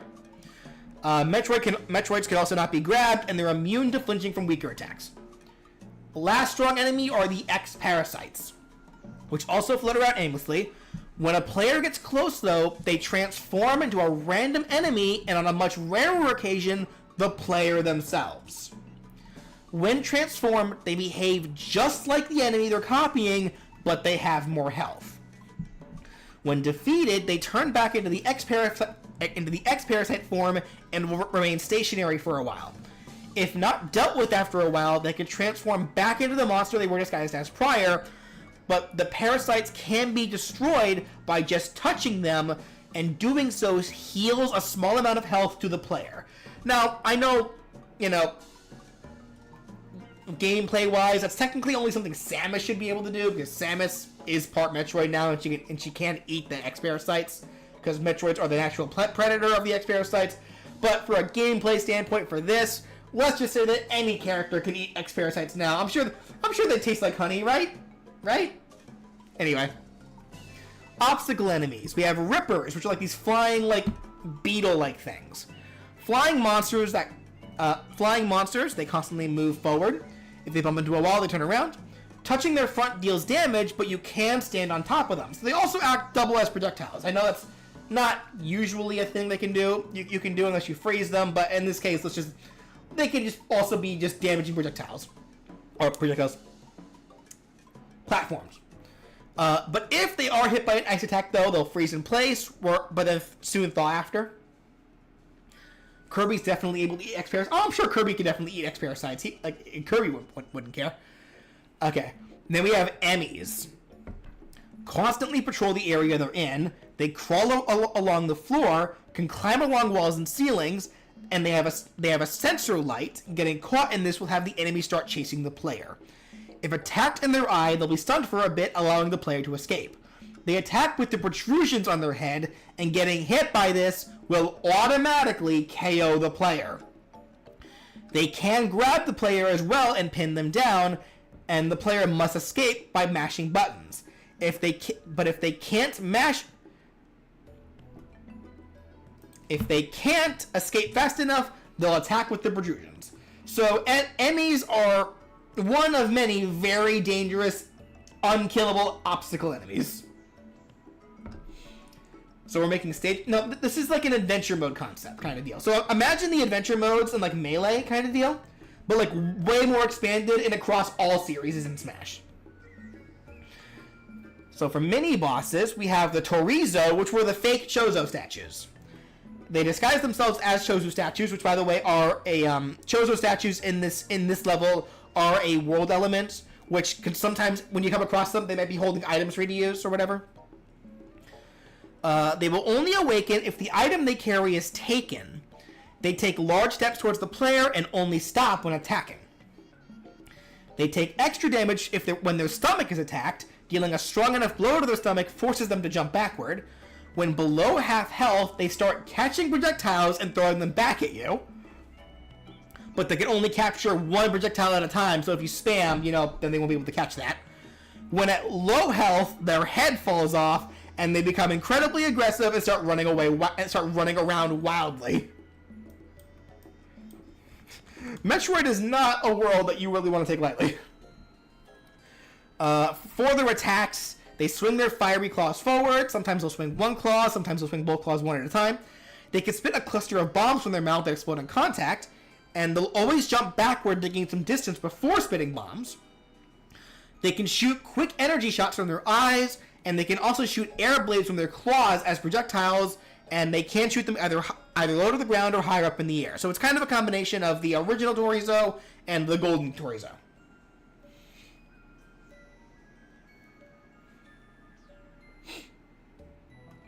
So then for the second mini-boss, it's the Omega Metroid. So the final version of the Metroid that isn't Queen Metroid.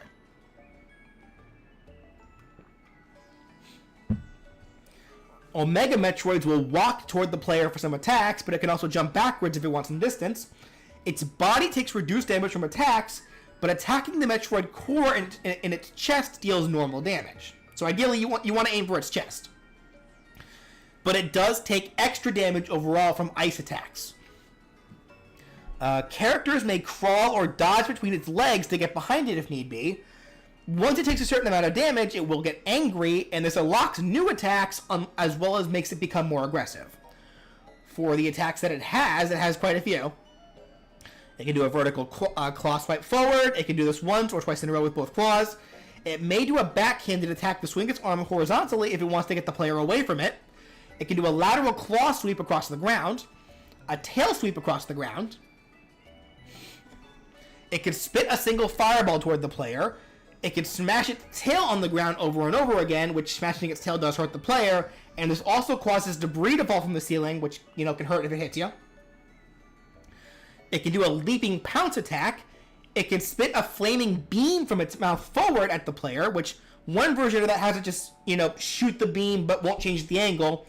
And another version has it spit the beam and then slowly look up from low to high as it spits. So you gotta dodge it. Cutscenes, probably not needed.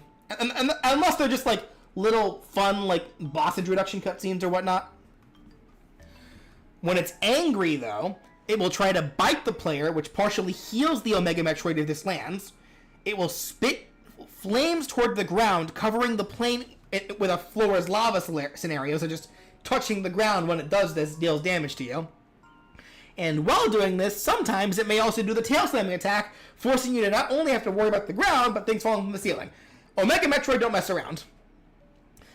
It will now also be able to fire its beam from high to low, which is much harder to dodge. And it can also do 2 tail swipes in a row now. So overall, Omega Metroid is fairly, nasty. The world boss, Mother Brain. And this is a 3-phase boss fight. For phase 1, the player is just reaching Mother Brain. So you have to. It's actually kind of it's a boss fight that requires you to first go through kind of a small platforming section while dodging stuff.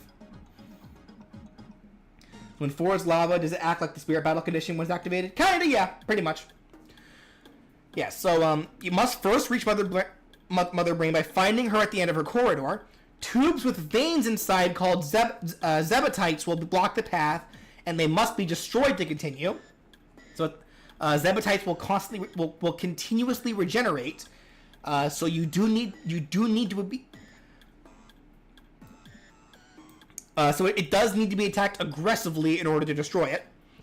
As for the actual attacks that happen while you're running through this through this corridor, they'll shoot floating the rinkas at you. Those are those floating rings that fly around. Rinkas can ignore all obstacles and stage power, so it can pass through anything. But if the rinks are hit by ice attacks, they'll be frozen in place until they thaw. And rinkas can be destroyed but only by other projectiles. And there'll also be turrets that shoot energy shots at you as well, which are a bit more standard. Phase 2 is when you actually reach Mother Brain. So a turret in her glass container. The player must first deal enough damage to the container to break it. Once the glass container is open, the player must attack Mother Brain directly. As damage is dealt to her, more and more of the glass will be stripped away. Once all of the glass is stripped away, it'll then move on to phase 3. And the very few attacks she has during this phase is she'll continue to keep firing rinkas and turrets. She can now fire horizontal energy shots from her eye, and after charging up, she can now use her laser brain attack from her eye that tracks the player, which is the same attack that we see her do for her SS trophy. Phase 3 is the true boss, which is her Super Metroid, her true form, where she gains the body. During this phase, she takes heavily reduced damage from all attacks, but she will take normal damage when hit in her brain specifically, and slightly extra damage if you hit the eye. So don't even bother trying to attack the body. Aim for the head, and the eye specifically. She will constantly move around, but her spacing is dependent on the attacks that she uses. Usually, she tries to keep the player away from her so she can focus on ranged attacks while also trying to keep the player cornered. As for the attacks that she has, she doesn't actually have that many. She can shoot an energy blast from her mouth. This blast can be focused toward the player, or it can be shot longitudinally. Longitudinally. That's hard for me to say. Sorry. From low to high, or from high to low. She can fire an energy beam from her eye toward the player. She can cough up a bomb that bounces on the ground for a bit, then explodes, and the explosion expands outward afterward. She can throw a fireball from her arm that leaves a flame trail behind and explodes on impact. For one original attack, she can try to stomp the player with one of her legs if they try to get too close. Excuse me. And for her strongest attack, after charging up, she can fire a much stronger version of the laser brain attack. This version, if not avoided, will trap the player and deal a lot of damage to them. When am I going to continue what if they were in Smash? When my arm feels better. And that's Mother Brain. Alright. Yoshi! Back to a much more family-friendly happy times, right guys? Yeah, actually had a lot of world elements already written down for Yoshi. Enemies. Shy guys. Walk around patrolling the area, will turn around at walls and ledges. Some may move with front flips, and they will occasionally jump. Occasionally, they'll also stop walking and look around curiously. When aggressive, they'll charge the player while flailing their arms forward, though they may occasionally trip while using this move because they're not very good. They can be stunned by stepping on their heads, and Shy Guys can also pick up and use items. And they do have some variants. They have 4 color variants, which are the same, but they have slightly different stats. The red ones deal more damage, blue ones have more health, green ones run faster, and yellow ones jump higher. Then there's Fly Guys, which are a much rarer version of them, that fly around in the air. Some will fly forward in the air while moving up and down on the screen, and some will fly on screen, stop for a second, then fly away. Sometimes a Fly Guy can be seen carrying an item, and KOing them will have them drop that item, and on a rarer occasion, Fly Guys can also be seen fly in holding the Winged Clouds, which are an element, which Winged Clouds is something you can break open and get cool stuff out of them. When they're aggressive, though, they'll try to dive bomb the player while flailing their arms, so not much change there.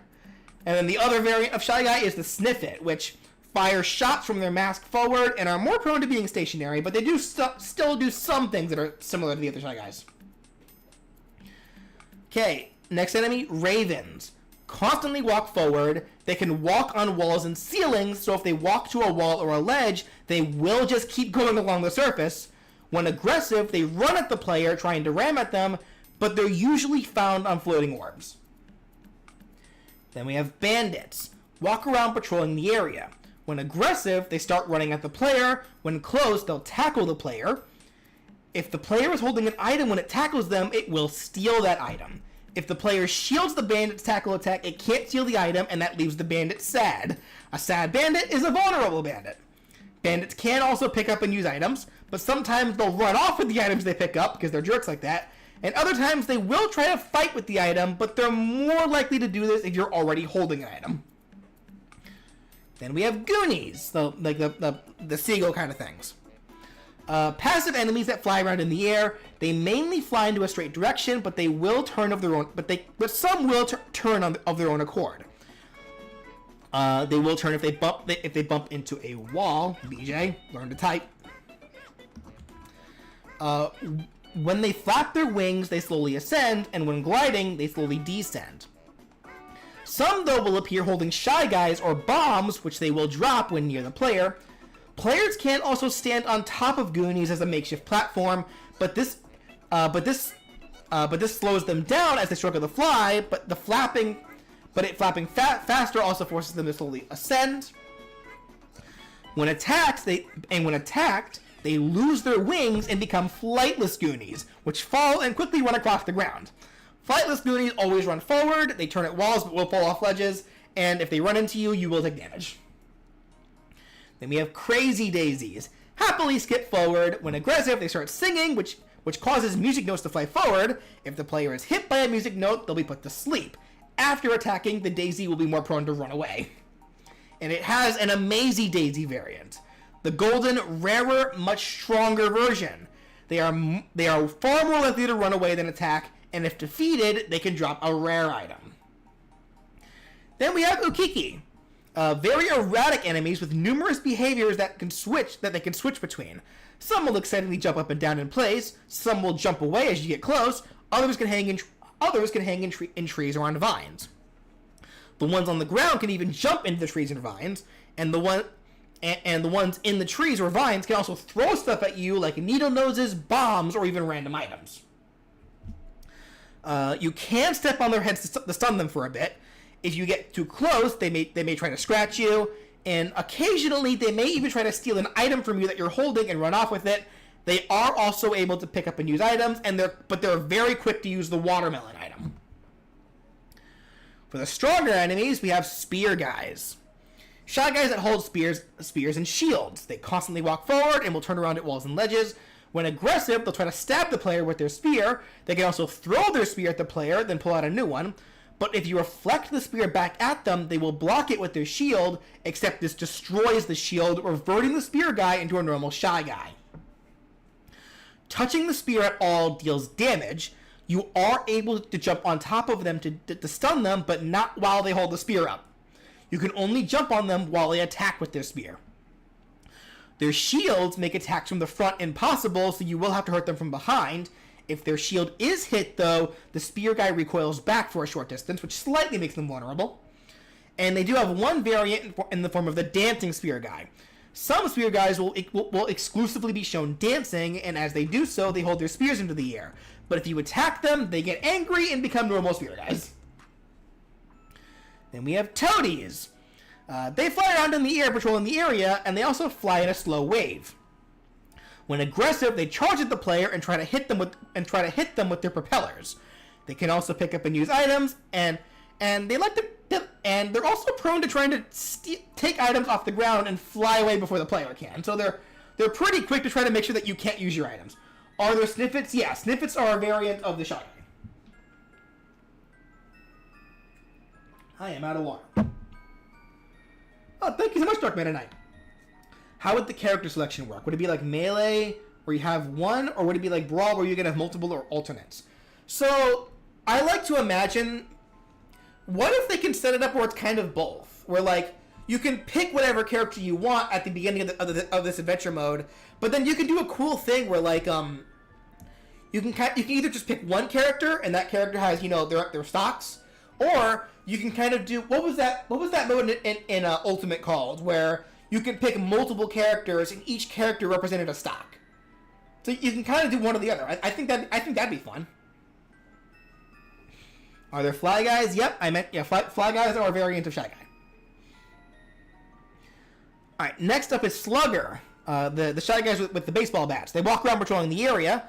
If a projectile is shot at it, it will reflect it back with its baseball bat. They can even bat away chop rocks. If the player gets too close, it will try to smack them with the bat.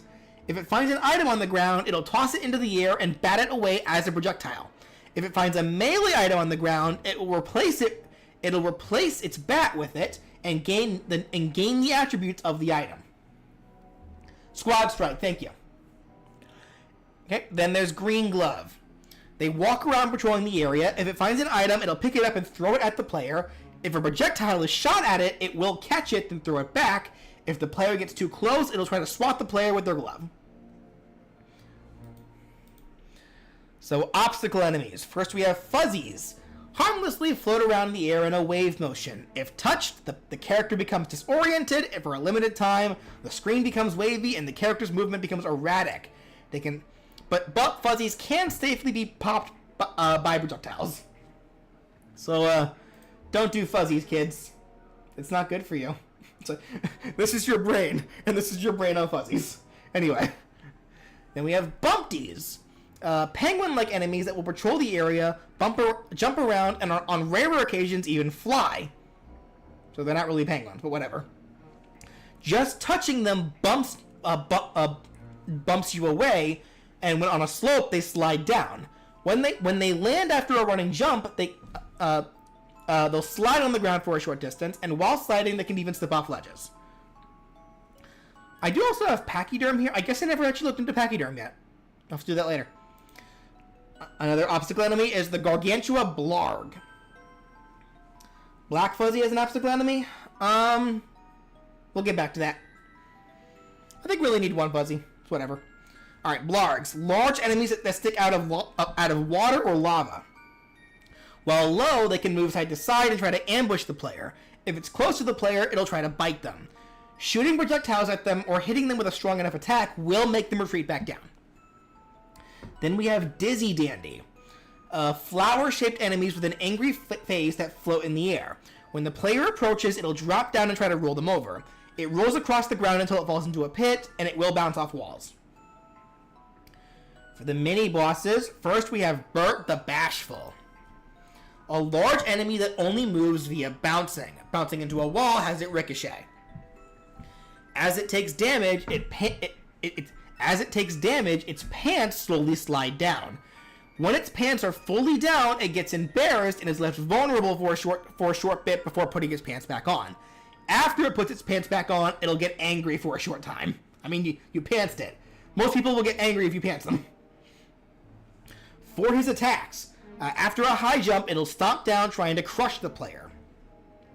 When angry, it may also bounce back up into the air and after crashing to attempt it a second time. It can curl up and try to roll over the player.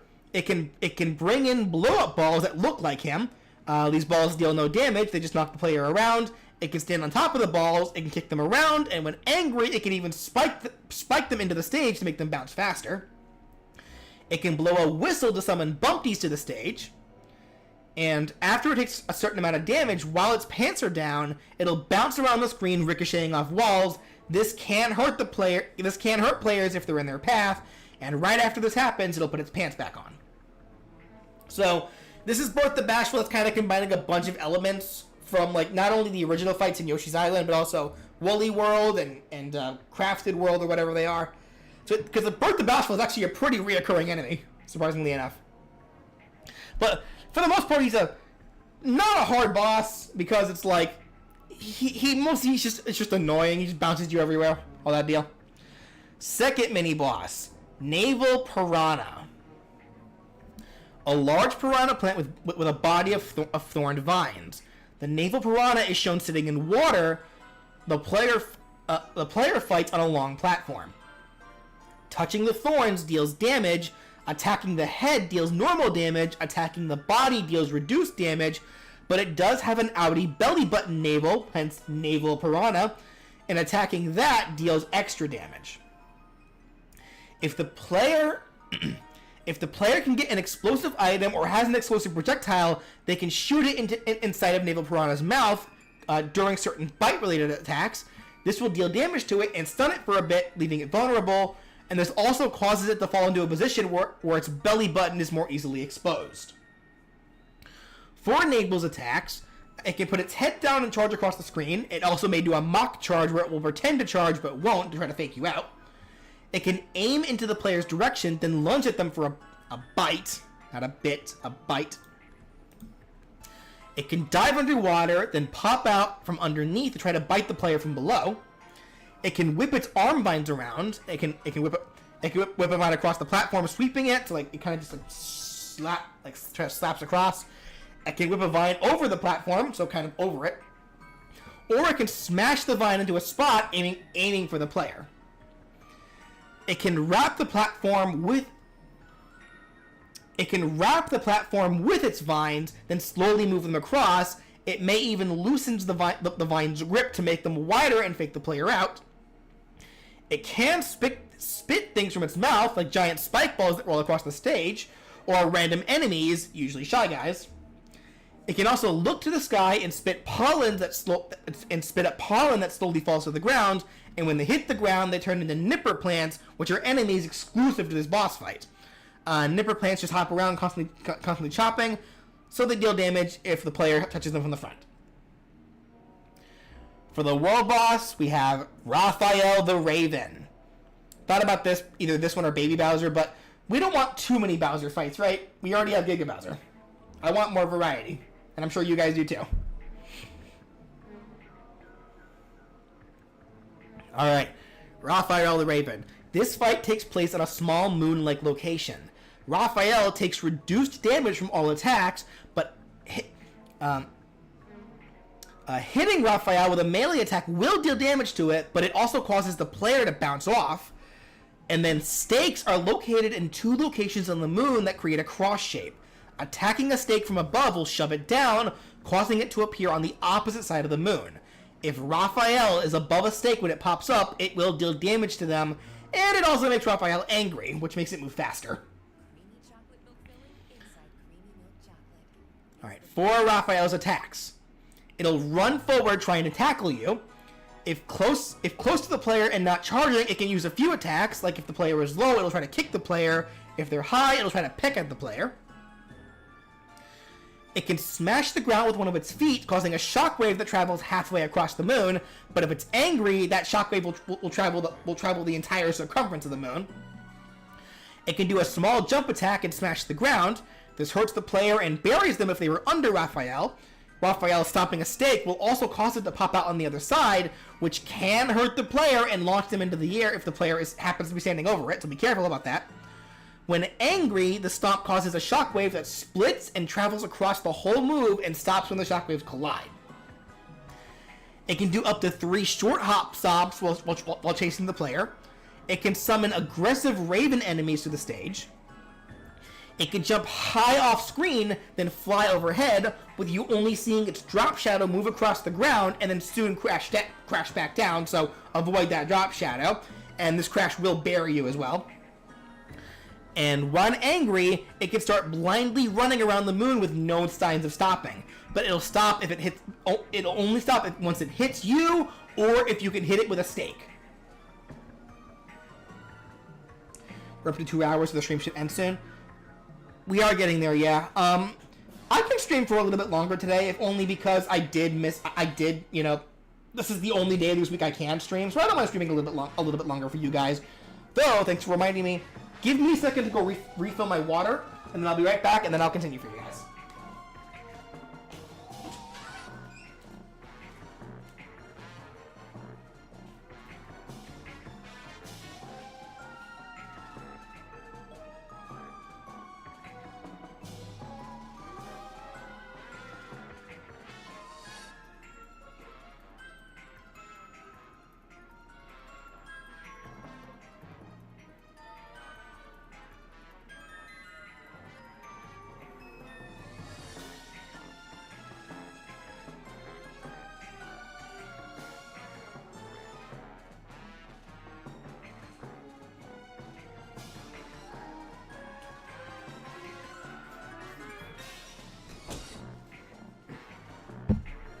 Alright, I'm back. Alrighty, so that's Raphael, that's Yoshi. So next up is Kirby. And Kirby, I imagine, as a world, definitely one of the earliest worlds you can visit, if not the first world. Oh, excuse me. So, a very, very easy world for beginners, for sure. They kind of help you set in. Enemies, we have Waddle Dee. They have a variety of behaviors. Some will walk forward and jump. They will turn at walls and ledges. Some just sit in place, and some may do both. Waddle Dees are passive. They will not attack unless provoked, though some may just run away. They also will not stay aggressive for very long, but if they do get aggressive, they will try to just leap at the player. And they do have a variant in the form of Parasol Waddle Dee. They have a slow descent. When hurt or defeated, the parasols are let go and will float away. Parasols players can be hurt if they are in the parasol's way, though. And players who land on top of a parasol while Waddle Dee is still holding it will just be bounced a small height into the air. So Waddle Dees are very just non-issue enemies for the most part. Then we have Bronto birds, those pink flying bug monsters. They fly in the air and can exhibit multiple behaviors. They can fly forward in wave motion, they can fly directly toward the player, or they can fly toward the ground, wait for a bit, and then charge at the player. And if they get too close, they'll do a quick little spinning attack in place to try to knock players away.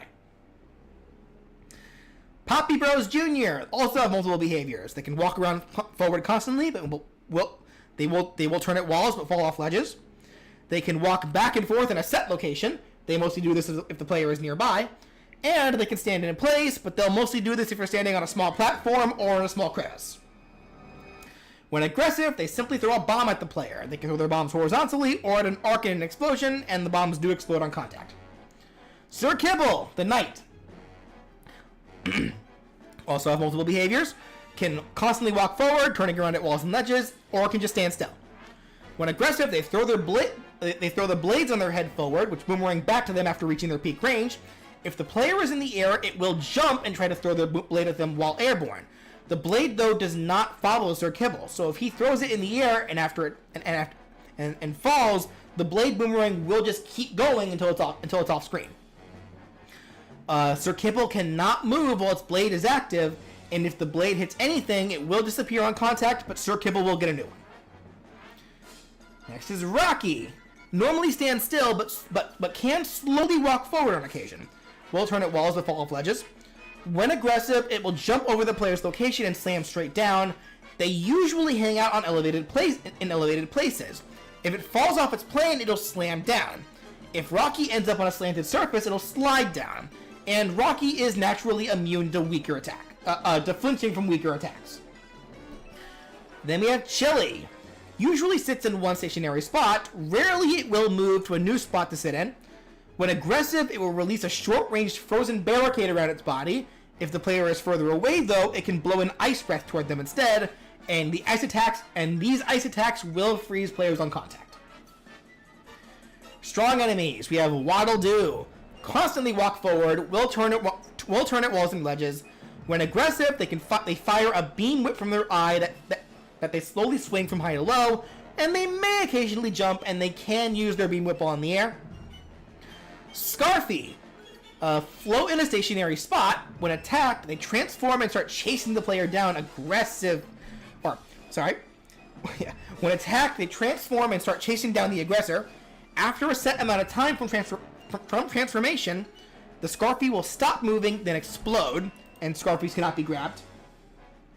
Knuckle Joe. It walks around patrolling the area. When aggressive, it will move forward and backward to reposition itself. It can jump backward if it wants some distance. It also has numerous attacks. It can shoot a punch apparition forward. It can do a rapid jab attack, which may or may not end with the rising strike uppercut attack. And it can leap at you, then strike with an uppercut. And Knuckle Joe is also immune to flinching from weaker attacks. Then we have Blade Knight. Walks around patrolling the area, will turn at walls and ledges. When aggressive, it'll constantly move forward and backward. It'll swing its sword forward toward the player, and it can swing its sword up to 3 times. It can use the upward slash, where it holds its sword upward and rises it into the air. And Blade Knight is also immune to flinching from weaker attacks. Obstacle enemies. We have Gordo, the spike balls that deal damage on contact. Some will be stationary, some move in a fixed pattern.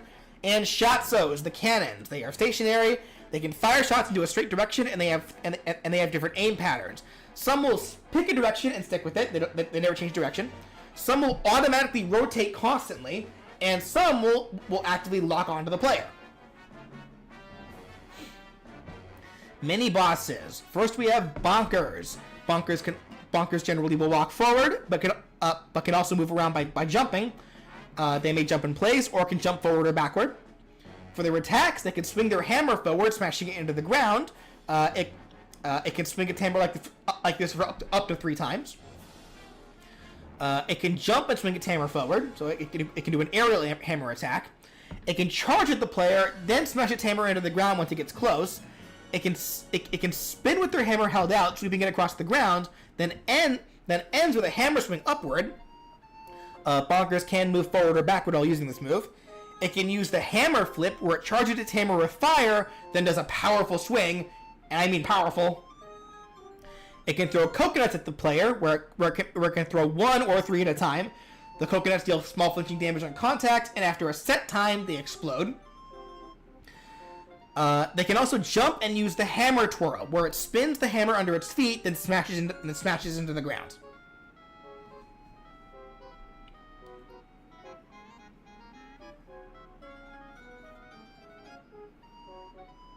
Yeah, a lot of enemies aren't natural. Like I said, this is a beginner world. Like, a lot of the enemies that show up in Kirby are not going to be that strong, are not going to be that hard to deal with. This is literally kind of the world to kind of like for beginners, to ease you into this. Second mini boss, Chef Kawasaki. Walks forward, can jump either in place or to the side.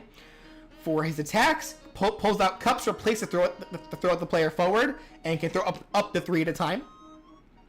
Pulls out a frying pan and swings it from high to low, trying to hit the player on top of the player's head, so it tries to bonk them.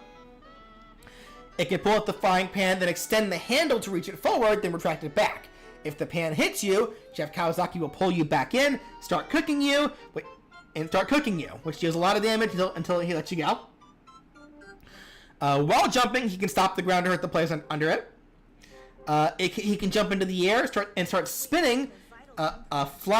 He can jump into the air and start spinning, flying across the screen while dropping cups and plates down on the player, and getting hit by the spinning also hurts. When at low health, Kawasaki can activate the cook ability, where it pulls out a large pan and starts banging the pots and pans together in the air. This can pull all players and items towards the pot, but players can resist the suction by running away.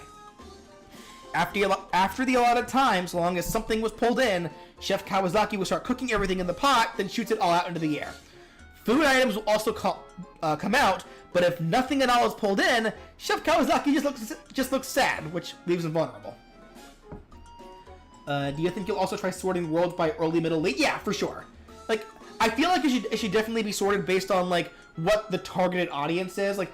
like I see like like Mario and Kirby being like the earliest levels possible, like worlds maybe like Pikmin or Metroid being kind of like somewhere in the middle, and then like for more complicated ones like I guess Persona or things like that will be like the later worlds. Yeah, for sure. Yeah, like yeah. Well, there's definitely an idea like like category like organizing these later on as you go.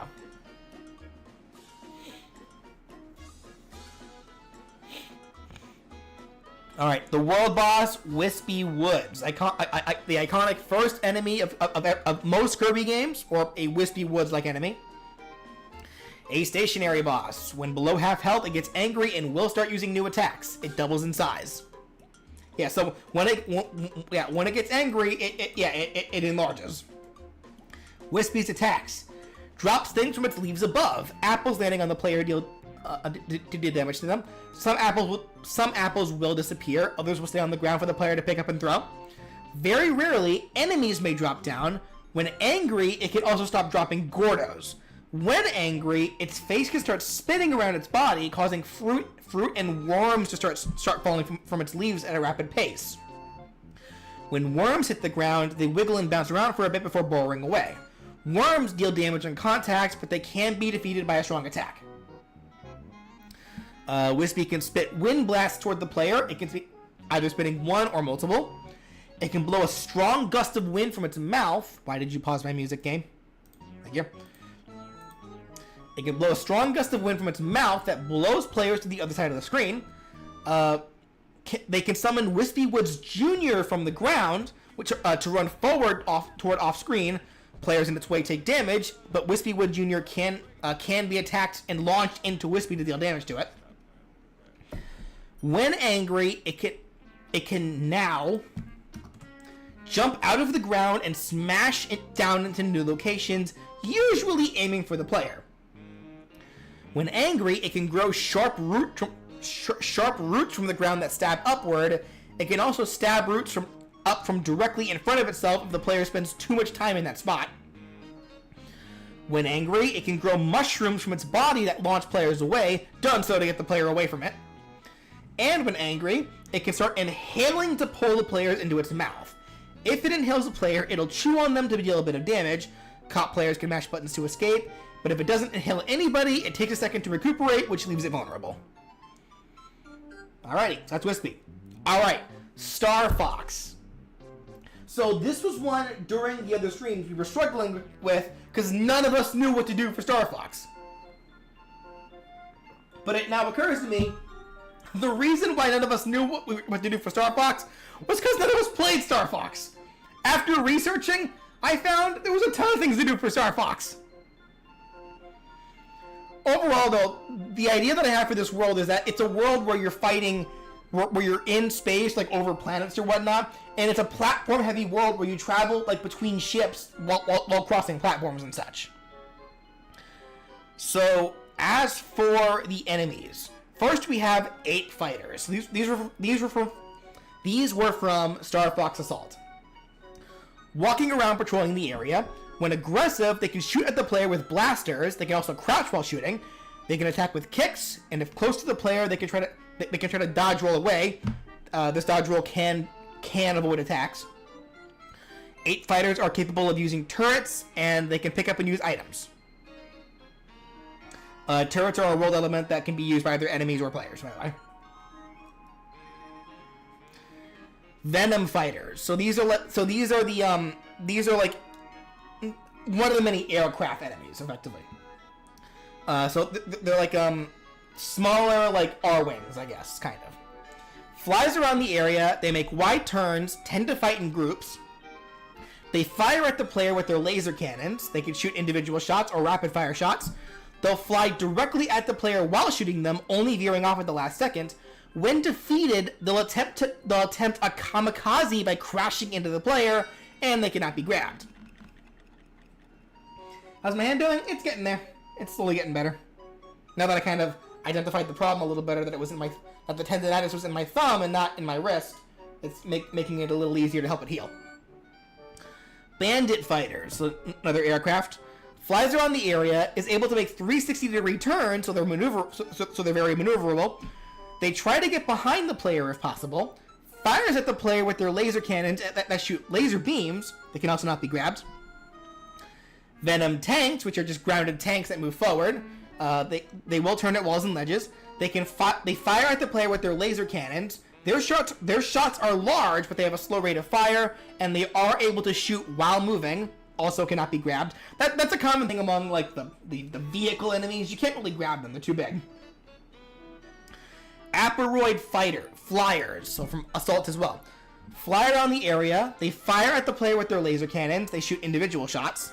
They can actively avoid the player while shooting, or they actively avoid the player while shooting. So they try to stay away from you. They typically fly in swarms, and they cannot be grabbed.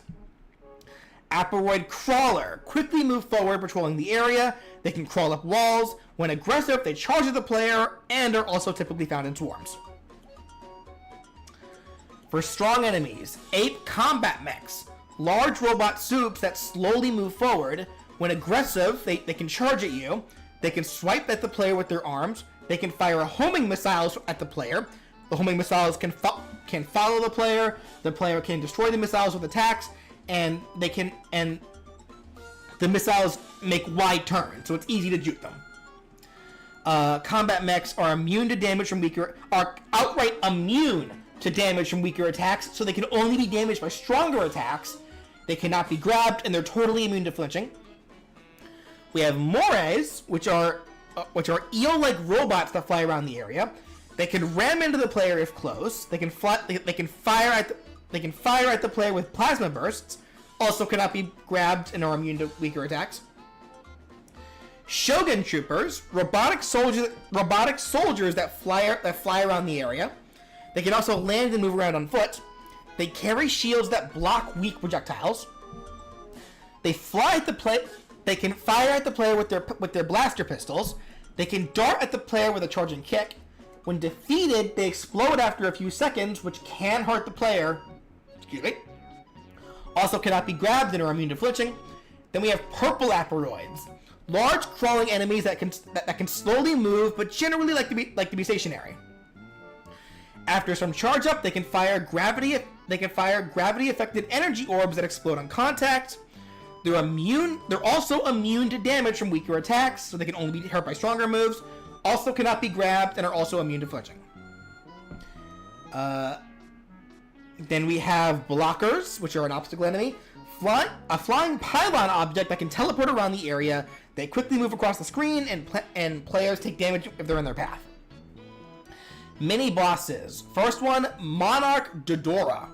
So this is a giant mechanical dinosaur with wings and 2 heads. So we've seen this in I think it was in the original Star Fox. It appeared in Star Fox 2. It was in Star Fox 0. I think it was also in Star Fox Command, I believe. It was in a few games. When grounded, it sits stationary. When flying, it moves around in the air. Its body takes reduced damage. It has glowing spots around its body that make it take extra damage, and the spots are located on its chest, its back, and the tip of its tail. Its tail can be destroyed, but it can create a new tail after a bit. For attacks, it can swing its tail across the ground. It can lunge its head forward to try to snap at the player, and it may also do this with both heads one at a time. It can spit fireballs from each of its head at the player, and if the fireball hits a stage, it creates If the fireball hits the stage, it creates a fire pillar in that spot for a little bit that, hurts the touch. Its tail has a laser beam that can be fired at the player, and it can also use its tail, and it can also use this move while it's flying around. It can create whirlwinds that cover parts of the arena. Touching a whirlwind blows the player around. When below half health, it starts surrounding the whole area with a massive whirlwind. This will slightly blow the player either left or right, making it impossible to remain stationary. So at this point, this becomes a very mobile boss fight. It can fly off screen, then charge horizontally across the area to try to ram the player. The altitude of its attack varies depending on the player's location. It can also lay eggs from its tail. The eggs can either explode or they can hatch into random flying enemies. Second mini-boss, the Winged Aperoid. A flying boss that moves around the screen erratically. It has 8 wings that can be attacked and destroyed individually. Destroying a wing slows it down and reduces the number of locations it attacks that its attack can be shot from. Take another swig. Ooh. Some attacks have it open its mouth, revealing a purple core that takes extra damage from attacks. It's also more likely to use these attacks when all of its wings are destroyed. For its attacks, it can fire ring-shaped pulses from the spots on its wings at the player. This attack can be hard to avoid, so when it has all of its wings, so destroying the wings causes it to fire less. It can condense its body like a cannon and shoot a flame beam from its stinger-like backside that slowly but constantly follows the player's location. It may also swing a fire beam across the screen, causing a trail of fire that hurts on the touch, to touch, and limits the player's area of movement until the trail dissipates. It can fire its fire beam at the ground in a circle, causing flaming rocks to fly up, then fall all over the area. Though while the rocks are falling, it holds its mouth open. And it can charge up and fire 4 energy missiles from its mouth that all converge into one spot, then explode. It relies on this attack way more often when all of its wings are destroyed, and while it charges up, it holds its mouth open. Then for the world boss, it's none other than Andross. This is a 2-phase boss fight. He's a large enemy that floats over the player, slowly moving around the area. He has 3 parts to attack: his heads and his 2 hands. If you attack each of his hands enough, they can be destroyed, limiting his attacks. If you attack his eyes, he may start rubbing his eyes with one of his hands, leaving the other hand vulnerable to attack. While he has hands, his head takes greatly reduced damage, so ideally, you need to destroy the hands first before you can do any real damage to his head. For his attacks, so his patterns are slightly different depending on how many hands he has. When he has both hands, he can try to punch or slap the player, swinging one of his hands across the screen. The punch deals more damage, the slap deals more knockback. He can fire lightning at the player from his finger. He can try to smash the player with his hand by slapping the ground. He can clap his hands together to smash the player between them, and this can be done at any elevation if he follows the player's location. And while he holds his hands to the side readying the slap, he also fires lasers from the palms of his hands at them that deal non-punching damage. When he only has one hand, he loses access to his clap attack, and he'll start using a tractor beam from his remaining palm to try to pull the player in. If he can pull them in, he crushes them in his fist, and then volleyball spikes them into the stage, and you can escape this by, shaking the control stick or whatever. When both of his hands are gone, he can lunge at the player and try to bite them. He shoots lasers from his eyes across the ground. He can spit flat, square-shaped projectiles from his mouth that fly past the stage. He can also move side to side while spitting these. He can start inhaling with his mouth, creating a suction. This suction can be resisted by running away from him. Asteroids, though, will be pulled towards him. The player must avoid these, otherwise they'll take damage and are likely to get inhaled themselves. If inhaled, he chews on you for a bit, dealing damage, then spits you back out. You can throw an explosive item or projectile into his mouth to cancel this attack, and deal extra damage to him when it explodes in his mouth, and when this happens, this also leaves Andross vulnerable for a little bit. He can also summon kamikaze venom fighters to the arena that will try to crash into the player. So it's a better version of the DKC boss from Returns. Honestly, I know it's Tiki Tong, but I don't even remember Tiki Tong's boss fight at all. I just know it exists. So once you deal enough damage to the head, Phase 2 activates, and it's Andross's brain, which technically at this point, this is like very far into the fight. So it's not like a halfway deal, it's like when his health is low. Yeah, so Andross's brain form will be revealed once most of his health is gone. So most of the fight, you're fighting the monkey form.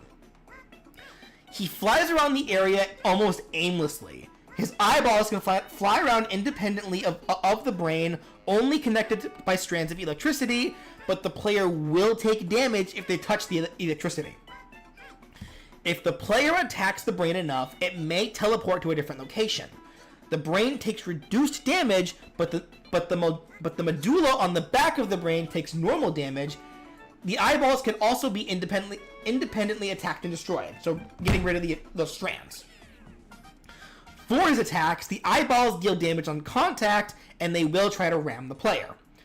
If the player touches the tentacles under the brain, they will catch the player and deal constant damage to them. The player must mash buttons to escape, and when the player does escape, they will be left in a weakened state for a short time. Also, the brain can spawn floating mines around the area that explode on contact. So, oh, that's such. Alrighty, Pokemon. So, big world with lots of different environments and lots of different Pokemon for us to fight. Weak enemies, Zubats. They hang off ceilings until you get close, then they take off. They fly around the air erratically. When aggressive, they can charge at the player and try to bite them with Leech Life, which deals damage and heals Zubat. Excuse me. They can also spit poison at the player using Venoshock, and they're mainly found in cave areas. Houndour. They patrol the area. Sometimes they can be found... Ooh. I am talking a lot today, aren't I?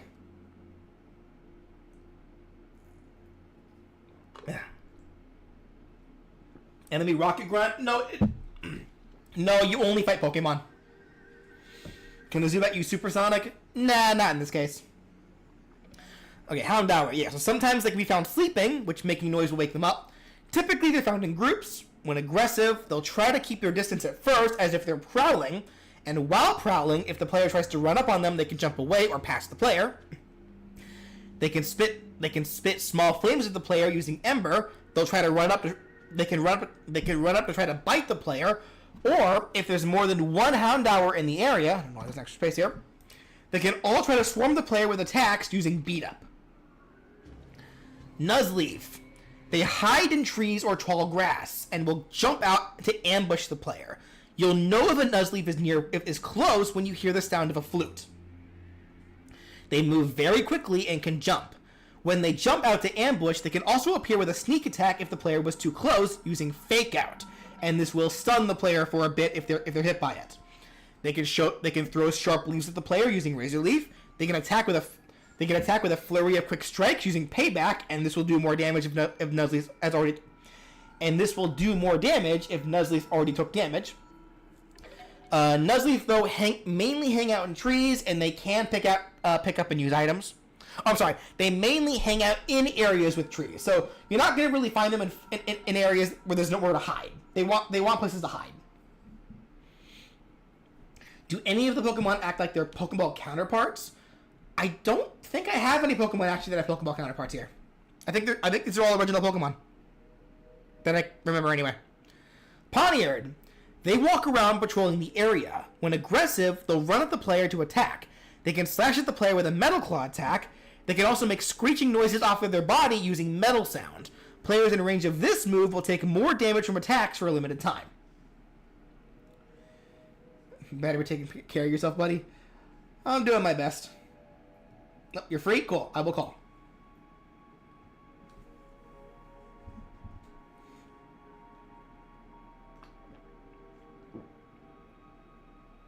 Yeah. You can probably tell my voice is getting a little raspy, but it is what it is. I'm drinking water, so it's fine. Brandon. Hello. How are you? I'm good. Are you good, though? What's up? Are you good, though? Yeah, I am good. Make sure you're totally... Nope. Okay, you will have to speak up a little bit, though. Hello? Hello. Alright, where was I? Drifloon. They float in the air, usually floating forward while slowly ascending. When aggressive, they can start moving toward the player.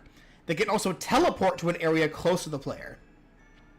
They can try to grab the player using Constrict. If they do grab the player, they'll puff up and start floating straight up with the player. The player can escape by mashing buttons, so Drifloon will try to kidnap you. Hello, chat. Yes, I am good. I just finished the stream myself. So here I am. They can start puffing up, then blow a spooky wind towards the player. It deals no hit stun, but it will deal damage. Probably should mention that this is Ominous Wind. Using Ominous Wind. After a few failed attempts to kidnap the player, they might get fed up and try to pop their bodies right next to the player using self-destruct. They also cannot be grabbed, and Drifloon are more common in areas with no ceiling, so you're not going to find them in caves.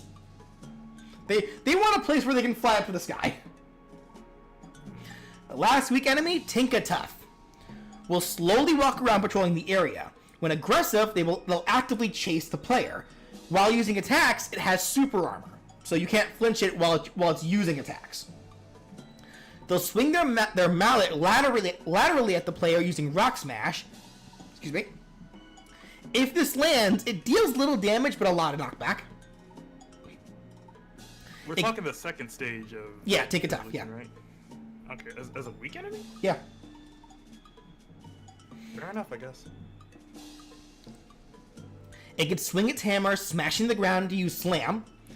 It can start spinning while holding their mallet out using Brutal Swing. And they can also slowly move while spinning. If a Poniard or B-Sharp is nearby, Tinkatuff will go after them to attack the Steel types.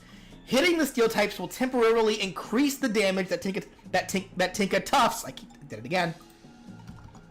attack deals. So Tinkatuff will actively be a menace towards Steel type Pokemon to make itself stronger. It can also pick up and use items.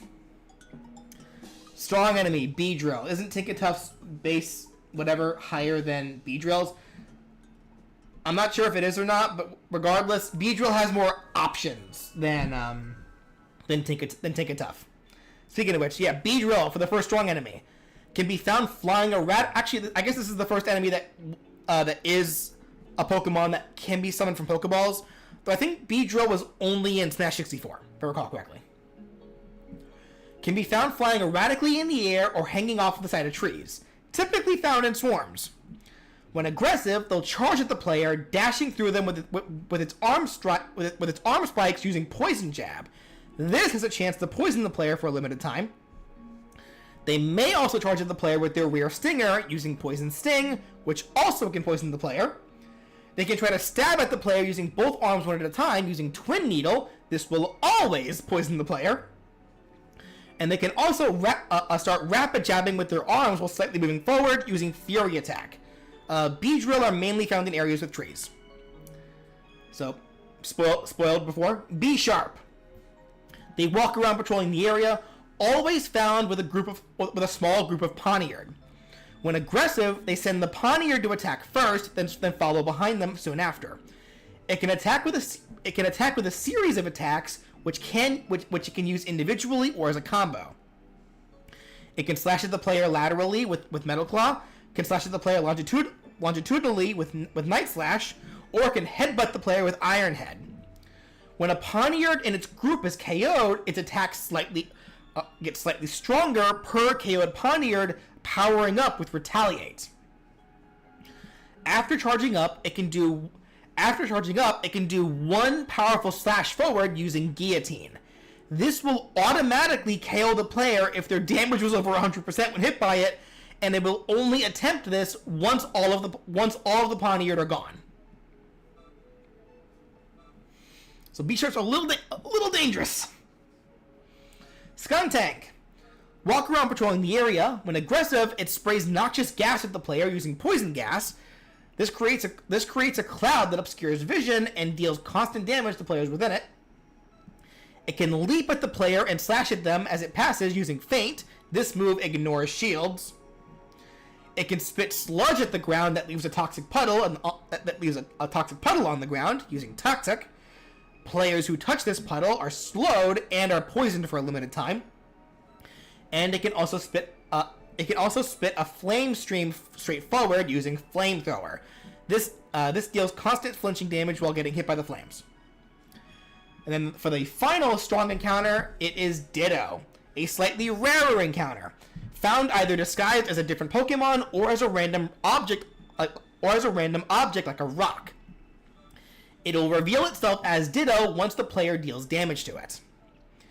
After being revealed as Ditto, it will transform again and will remain in its new form until KO'd. It can transform into another random enemy or as the player themselves.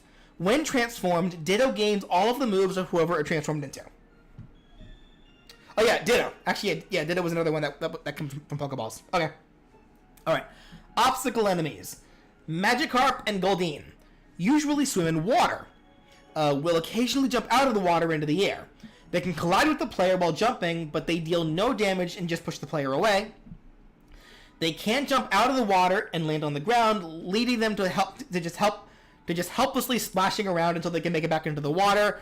They are useless on land. There's water swig. Stay hydrated.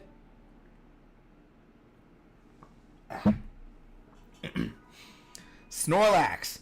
So, first off, actually, who here got Pokemon Sleep? Because I got that last night and actually tried it out. And it's actually scarily precise with how it's able to track your sleeping patterns. I'm kind of scared because I know my sleeping patterns are.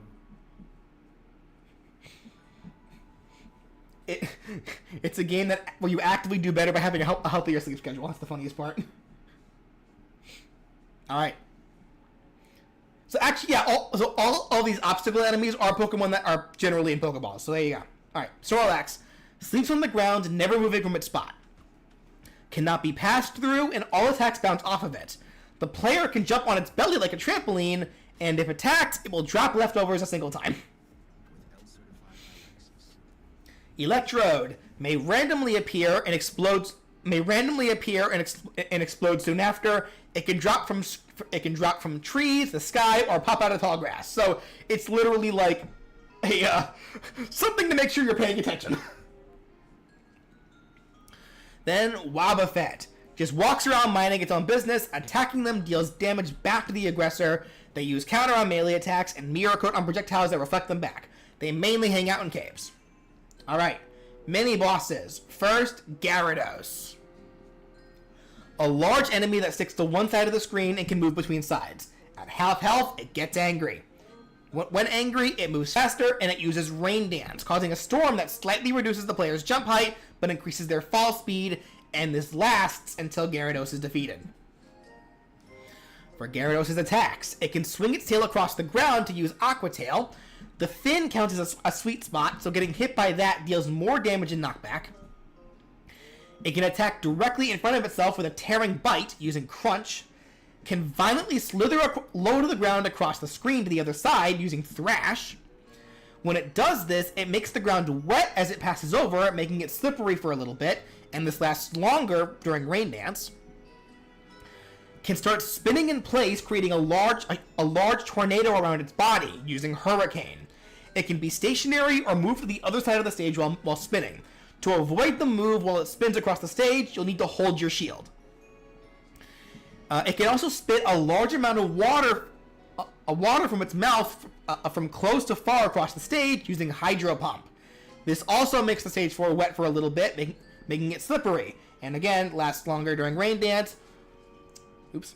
Hydro Pump deals more damage during Rain Dance. There we go. Alright, that's Gyarados.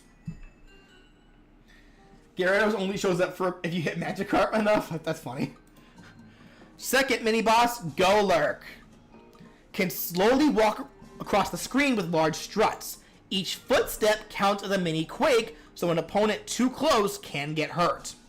At low health, the seal on its body falls off, causing it to run out of control. It moves faster and becomes much more aggressive when it's out of control. Did I put Hydro Punch? Sorry, Hydro Pump.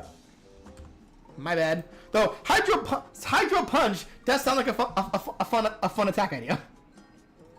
That already exists though. Oh, there's Jet Punch, I guess. Yeah, true enough. Yeah, it's called Jet Punch. Exclusive to Palafin. All right, attacks for Golurk. Give it time. They'll probably throw it at another Pokemon for the DLC.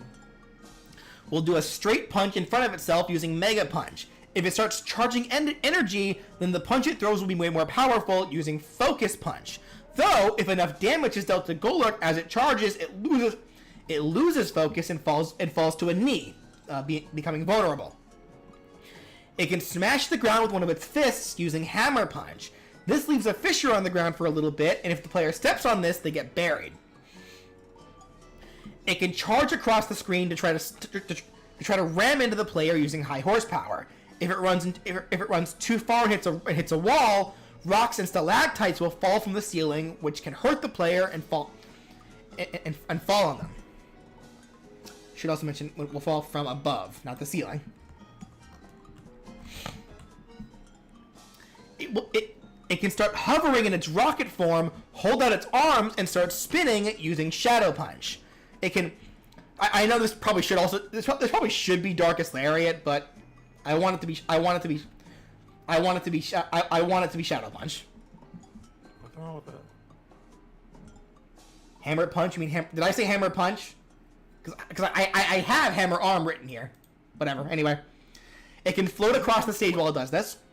It can turn itself into a cannon, then fire a black energy shot using Shadow Ball.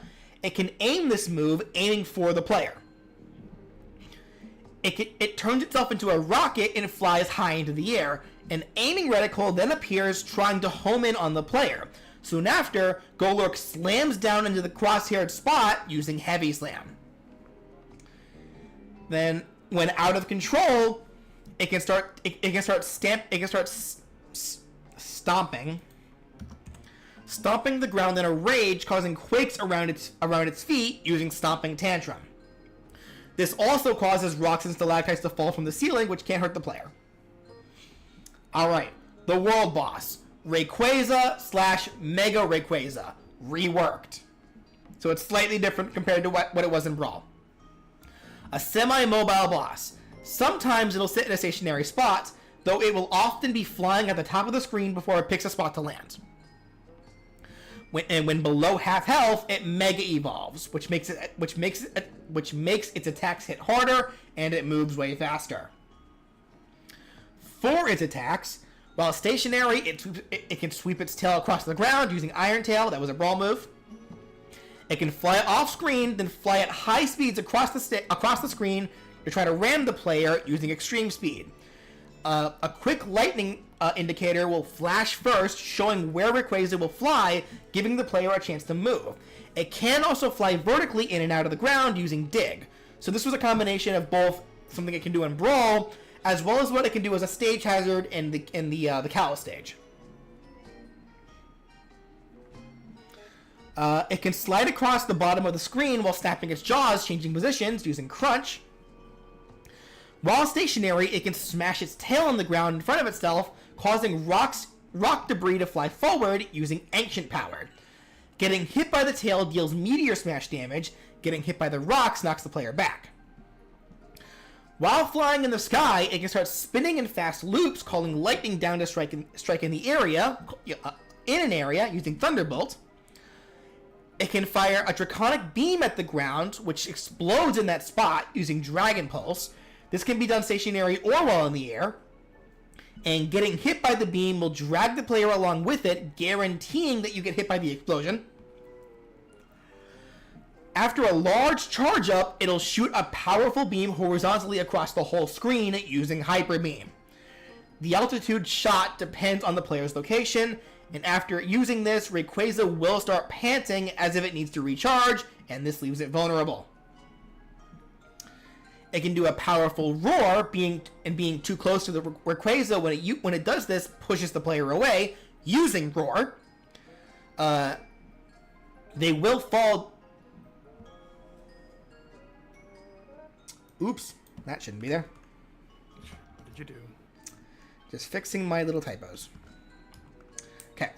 After Mega Evolving, though, this move will now deal damage, which turns it into Hyper Voice. So it doesn't deal damage when normal, but when Mega, it becomes Hyper Voice. So it will deal damage. It can fire a beam into the sky, causing it to rain meteors down randomly all over the screen using Draco Meteor.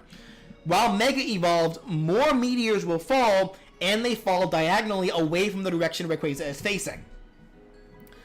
After Mega evolving, it can fly off screen, causing a crosshairs to appear that follows the player. And soon after, Mega Rayquaza will fly past the stage from high in the background using Dragon Ascent. This move is devastating as it can KO you in one hit. It is Dragoon, don't get hit by it. Alrighty. EarthBound.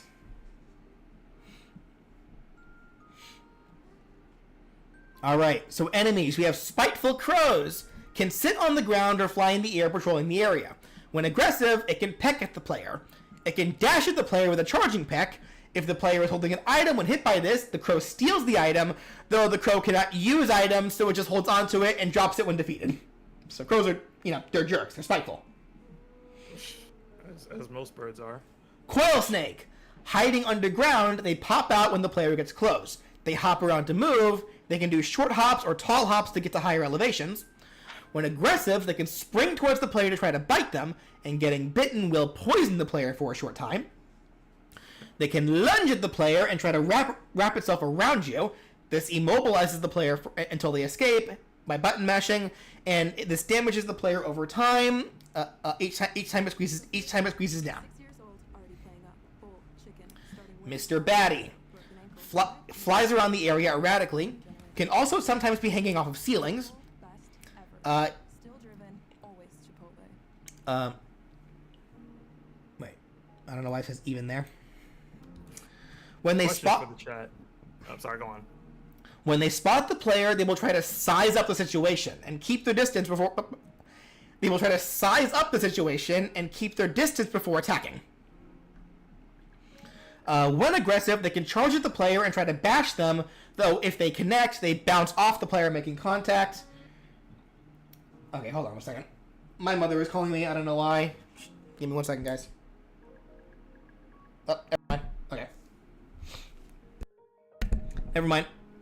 Anyway. Wait, what? Don't worry about it. Anyway. Okay. Mr. Batty can also try to be friendly and affectionate with the player by nuzzling up to them. And if they pull this off, it makes the player dizzy for a little bit.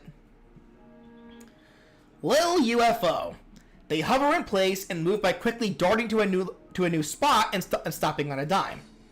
After taking damage, they dart around the place in a panic before calming down and resuming their normal behavior. When aggressive, they can fire a thin laser beam at the player, though they can only fire it horizontally, so they have to be on the same horizontal plane as the player to hit them.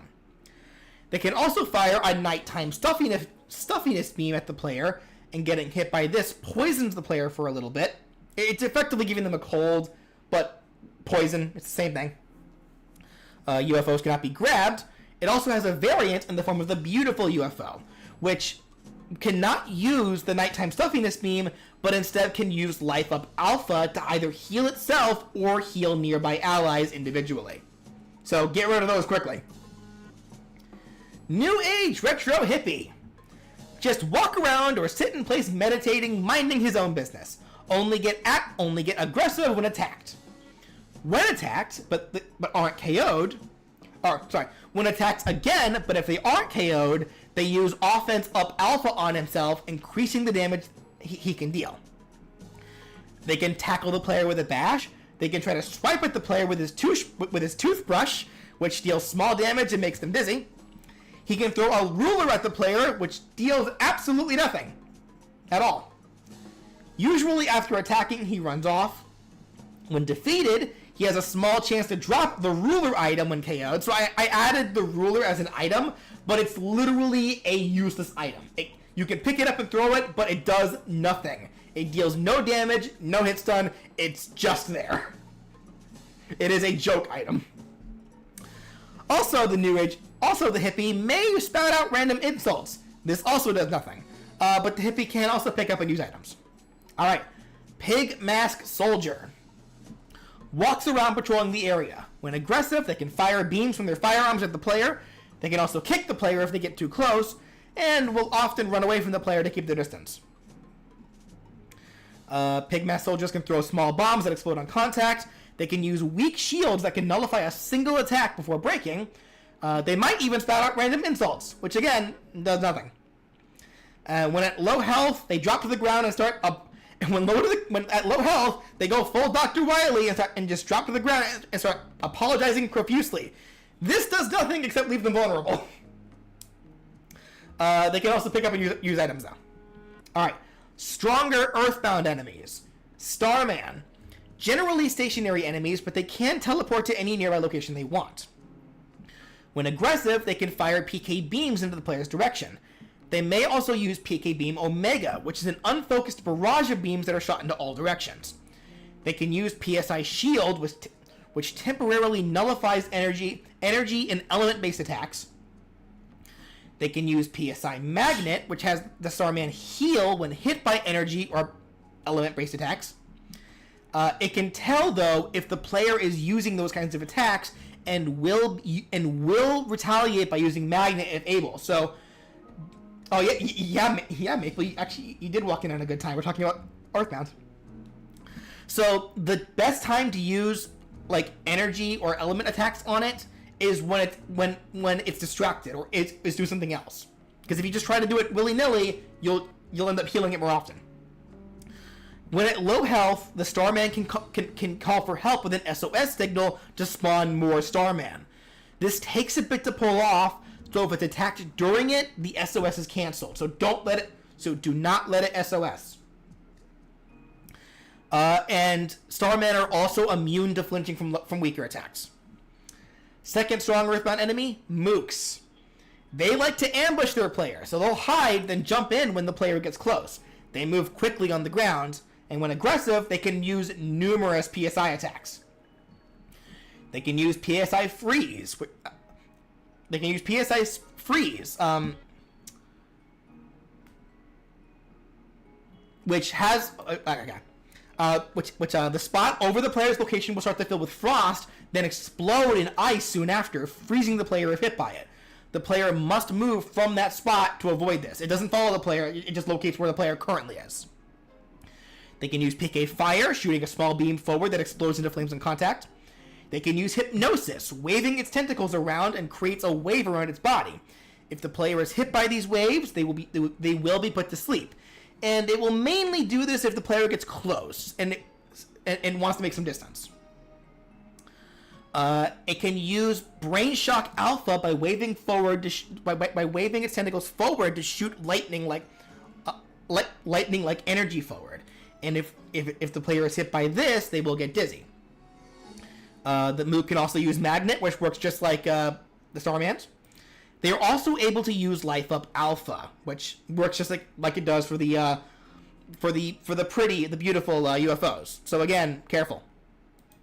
Mooks are also able to pick up and use items, and they are immune to the flinching from weaker attacks. Next up, Psycho/Devil Car. These drive around at dangerous speeds. It will turn around at walls, but will fall off at ledges. It is able to jump. Just being in its path as it drives will deal damage. It will hit and run you. When close to a player, it may spin out, dealing constant damage if the player gets caught in it. It can also spew out exhaust flames that paralyze the player from behind. These cannot be grabbed, they are immune to flinching, and they do have a variant in the form of the Mad Car, which is a blue variant that deals more damage but has less defense. So they take more damage. So Dante must die car. Last strong enemy, Pig Mask Colonel. Walks around patrolling the area. When aggressive, they can fire beams from their laser guns at the player. They can kick the player if they get too close. They can charge at the player with a bum rush. They can strike with a finger stab, aiming for joints. If this lands, the player's melee attacks will be weaker for a bit. They can throw timed bombs, which only explode after a set amount of time. They can use a defense spray on themselves or other enemies to reduce the amount of damage they take. They can use the PSI shield device to temporarily nullify energy and element-based attacks. They can also pick up and use items, and they are immune to flinching from weaker attacks. Obstacle enemies. First is Wudo. They stand in the background behind the walkway. When the player walks by, they fall over onto the path, attempting to crush the player, then get back up. If enough damage is dealt to it, they burst into flames and explode soon after, which can hurt the player. So this is a rare instance of an obstacle enemy that can technically be defeated. It's just very dangerous to do so. Alright, have a good night. Have a good night, Death Chip. Thanks for stopping by. I need more water. Water's important. Ultimate Chimera appears in random areas all across the level. Walks around patrolling the area. If it spots the player, it will chase them. Its only attack is a massive bite, which will automatically KO the player if it lands. It can be temporarily put to sleep if the player attacks the switch on its back, but it won't take long for the bird on its head to press the switch and wake it up again. Yeah, my voice is starting to crack a little bit. What's after this one? F-Zero. Okay. I think I'll make EarthBound the last one I talk about, and I'll talk about the rest more next time, because my voice is starting to get a little weak. All right, King Statue. During specific parts of the level, the King Statue will appear and chase the player. Once that section ends, it'll leave. It stomps with each step, so being too close to its feet will deal damage. It may swing its arms wildly while chasing you, which can deal damage. It will do this automatically if you get too close. It can try to lock onto the player with crosshairs, then soon after will extend its book arm into the crosshair location, and this deals massive damage. Alright, mini bosses. First mini boss, Master Belch. A large, slow-moving enemy. Usually edges closer to the player. Its body stinks, so standing too close to it for too long will damage the player until they move away. If you can get the jar of fly honey, which is an item that I went ahead and made, and throw it at the ground, that will automatically distract Master Belch and lead it to that spot. It'll start eating the honey, which leaves Master Belch vulnerable until it finishes eating. When its health gets low, it becomes angry, changing its color from green to red and becoming Master Barf. Which, while Master Barf, its attacks deal more damage, and it's now immune to the fly honey. For its attacks, it can bite the player if they're right in front of it, which will poison the player. It can charge at the player and try to bash them. If it charges too far, though, it can run into a wall, which makes it dizzy and vulnerable, but this also causes debris to fall at random from the ceiling, or debris or items to fall from the ceiling. It can belch and breathe a nauseating breath forward. This creates a cloud that obscures the area in front of Master Belch and deals constant damage to players within it. It can spit up a mucus bomb from its mouth forward that splashes into the ground and leaves a puddle behind, and stepping in it will slow players down. Gross. It can spin its body to spray chunks of itself all over the screen. Each chunk deals individual damage, and getting hit by even one will poison you. And it can also call for help, spawning a random weak enemy to the stage. How's that cold? It's not cold. Oh, from... Right. Yeah, that's right. Yesterday I wasn't feeling too well. I'm feeling better now. Yeah, I'm feeling better now. Like, that might have just been like a... Because it was just like a random, like, runny nose and cough that I had for a little while. But I'm feeling better now, thankfully, which is why I'm able to stream today.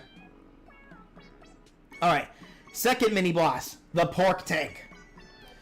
A large enemy that can move around the screen. Being in its path as it moves will deal small damage to the player. The pig-masked soldier driving the tank may occasionally pop out to look for the player. They can do extra attacks while popped out, but you can get a single attack off on them this way before they get scared and hunker back down, and this will deal extra damage. You can stand on top of the tank to ride it, but this may prompt it to use certain attacks that will shake you off. It also may just rattle and shake to get you off, which deals no damage but will knock you into a random direction.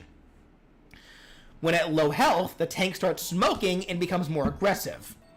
When defeated, the tank explodes, which can hurt the player if they're too close. How would a Gygas boss fight work? I don't know, because I didn't do that. Anyway. Attacks. Can charge across the screen to ram into the player. It may occasionally turn and drift to charge back into the other direction if the first charge missed. can fire its cannon at the player, shooting a cannonball that explodes on contact. And on a rare occasion, the cannon can jam, leaving the tank vulnerable for a bit. It can start spinning as it moves across the screen. It's more likely to use this while you're standing on top of it. If it crashes into a wall while spinning, it ricochets into the other direction. And while smoking, the speed it flies from left to right increases to the point where it may crash into the wall multiple times per use. It can spray exhaust from its tailpipe behind it, which will paralyze the player if they're caught in it.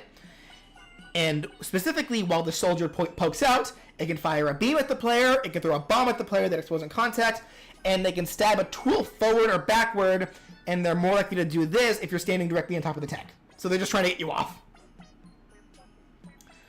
The world boss is Porky/Pokey. He fights in his Mother 3 bed mech. So this is going to be a fight that's very similar to his Brawl boss fight, with some additions from yours truly. So he can move across the stage, crab walking around, and being in his way as he walks will deal damage. Once his health, though, gets very low, he'll abandon his mech and hide inside the absolutely safe capsule, leaving the mech to self-destruct, which can hurt the player. The capsule nullifies all attacks, so to finish the fight, the player has to push the capsule off and roll it off screen to KO Porky. As for the actual real attacks from the bed mech, the mech can start stabbing one of its legs forward in a flurry attack.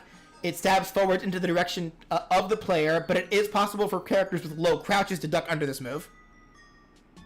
It can jump high into the air, then crash down, usually aiming for the player. It can charge across the screen to try to ram the player and stab the player with the crab walking mech. He charges off screen while using this, and he can either move back to the screen normally, or smash back in from the sky. You'll know he's about to fall in when you see a drop shadow fade in. He can lift a leg into the air and then quickly stab it into the ground right in front of himself. He can create a ball of energy over his mech, which shoots a thin, screen-length laser that follows the player. He can jump into the air and start floating, hovering from side to side, trying to follow the player below, then fire a plasma strike down below. And at lower health, he can start doing this multiple times in a row before landing. He can spawn up to 6 Porky robots that chase the player and explode after a set time. Attacking them will cause the player to trip. Attacking the robots will...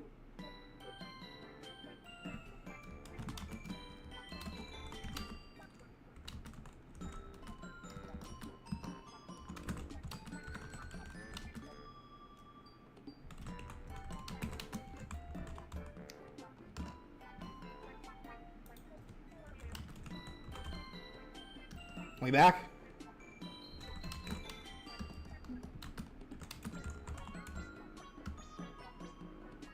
Yeah. Looks like I was able to get back from this one pretty quickly though. Well, that's fine.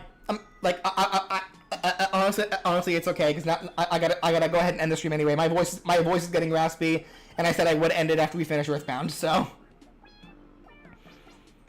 yeah, so quickly, in case you guys missed it, it can counter and it can spit gas. So there you go. That's Porky.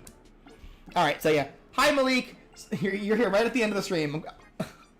Yeah, so probably next week I will go ahead and continue on with talking more about stuff. So I actually, yeah, so give you guys a heads up. For the series that we thought would probably be very hard, F-Zero, Ice Climber, I actually was able to fill them up. So I will show you guys those next time around. So alrighty. With that said, hope you guys enjoyed. This is something I'm very much enjoying doing. So hope you guys look forward to it, and I hope you guys look forward to Pikmin 4 tomorrow if you are. So I'm looking forward to that. Pikmin 4 is releasing tomorrow. No. Oh yeah, Brandon was reminded about that. He forgot. Oh no! Say goodbye to Brandon. Say goodbye, Brandon. Bye, everybody.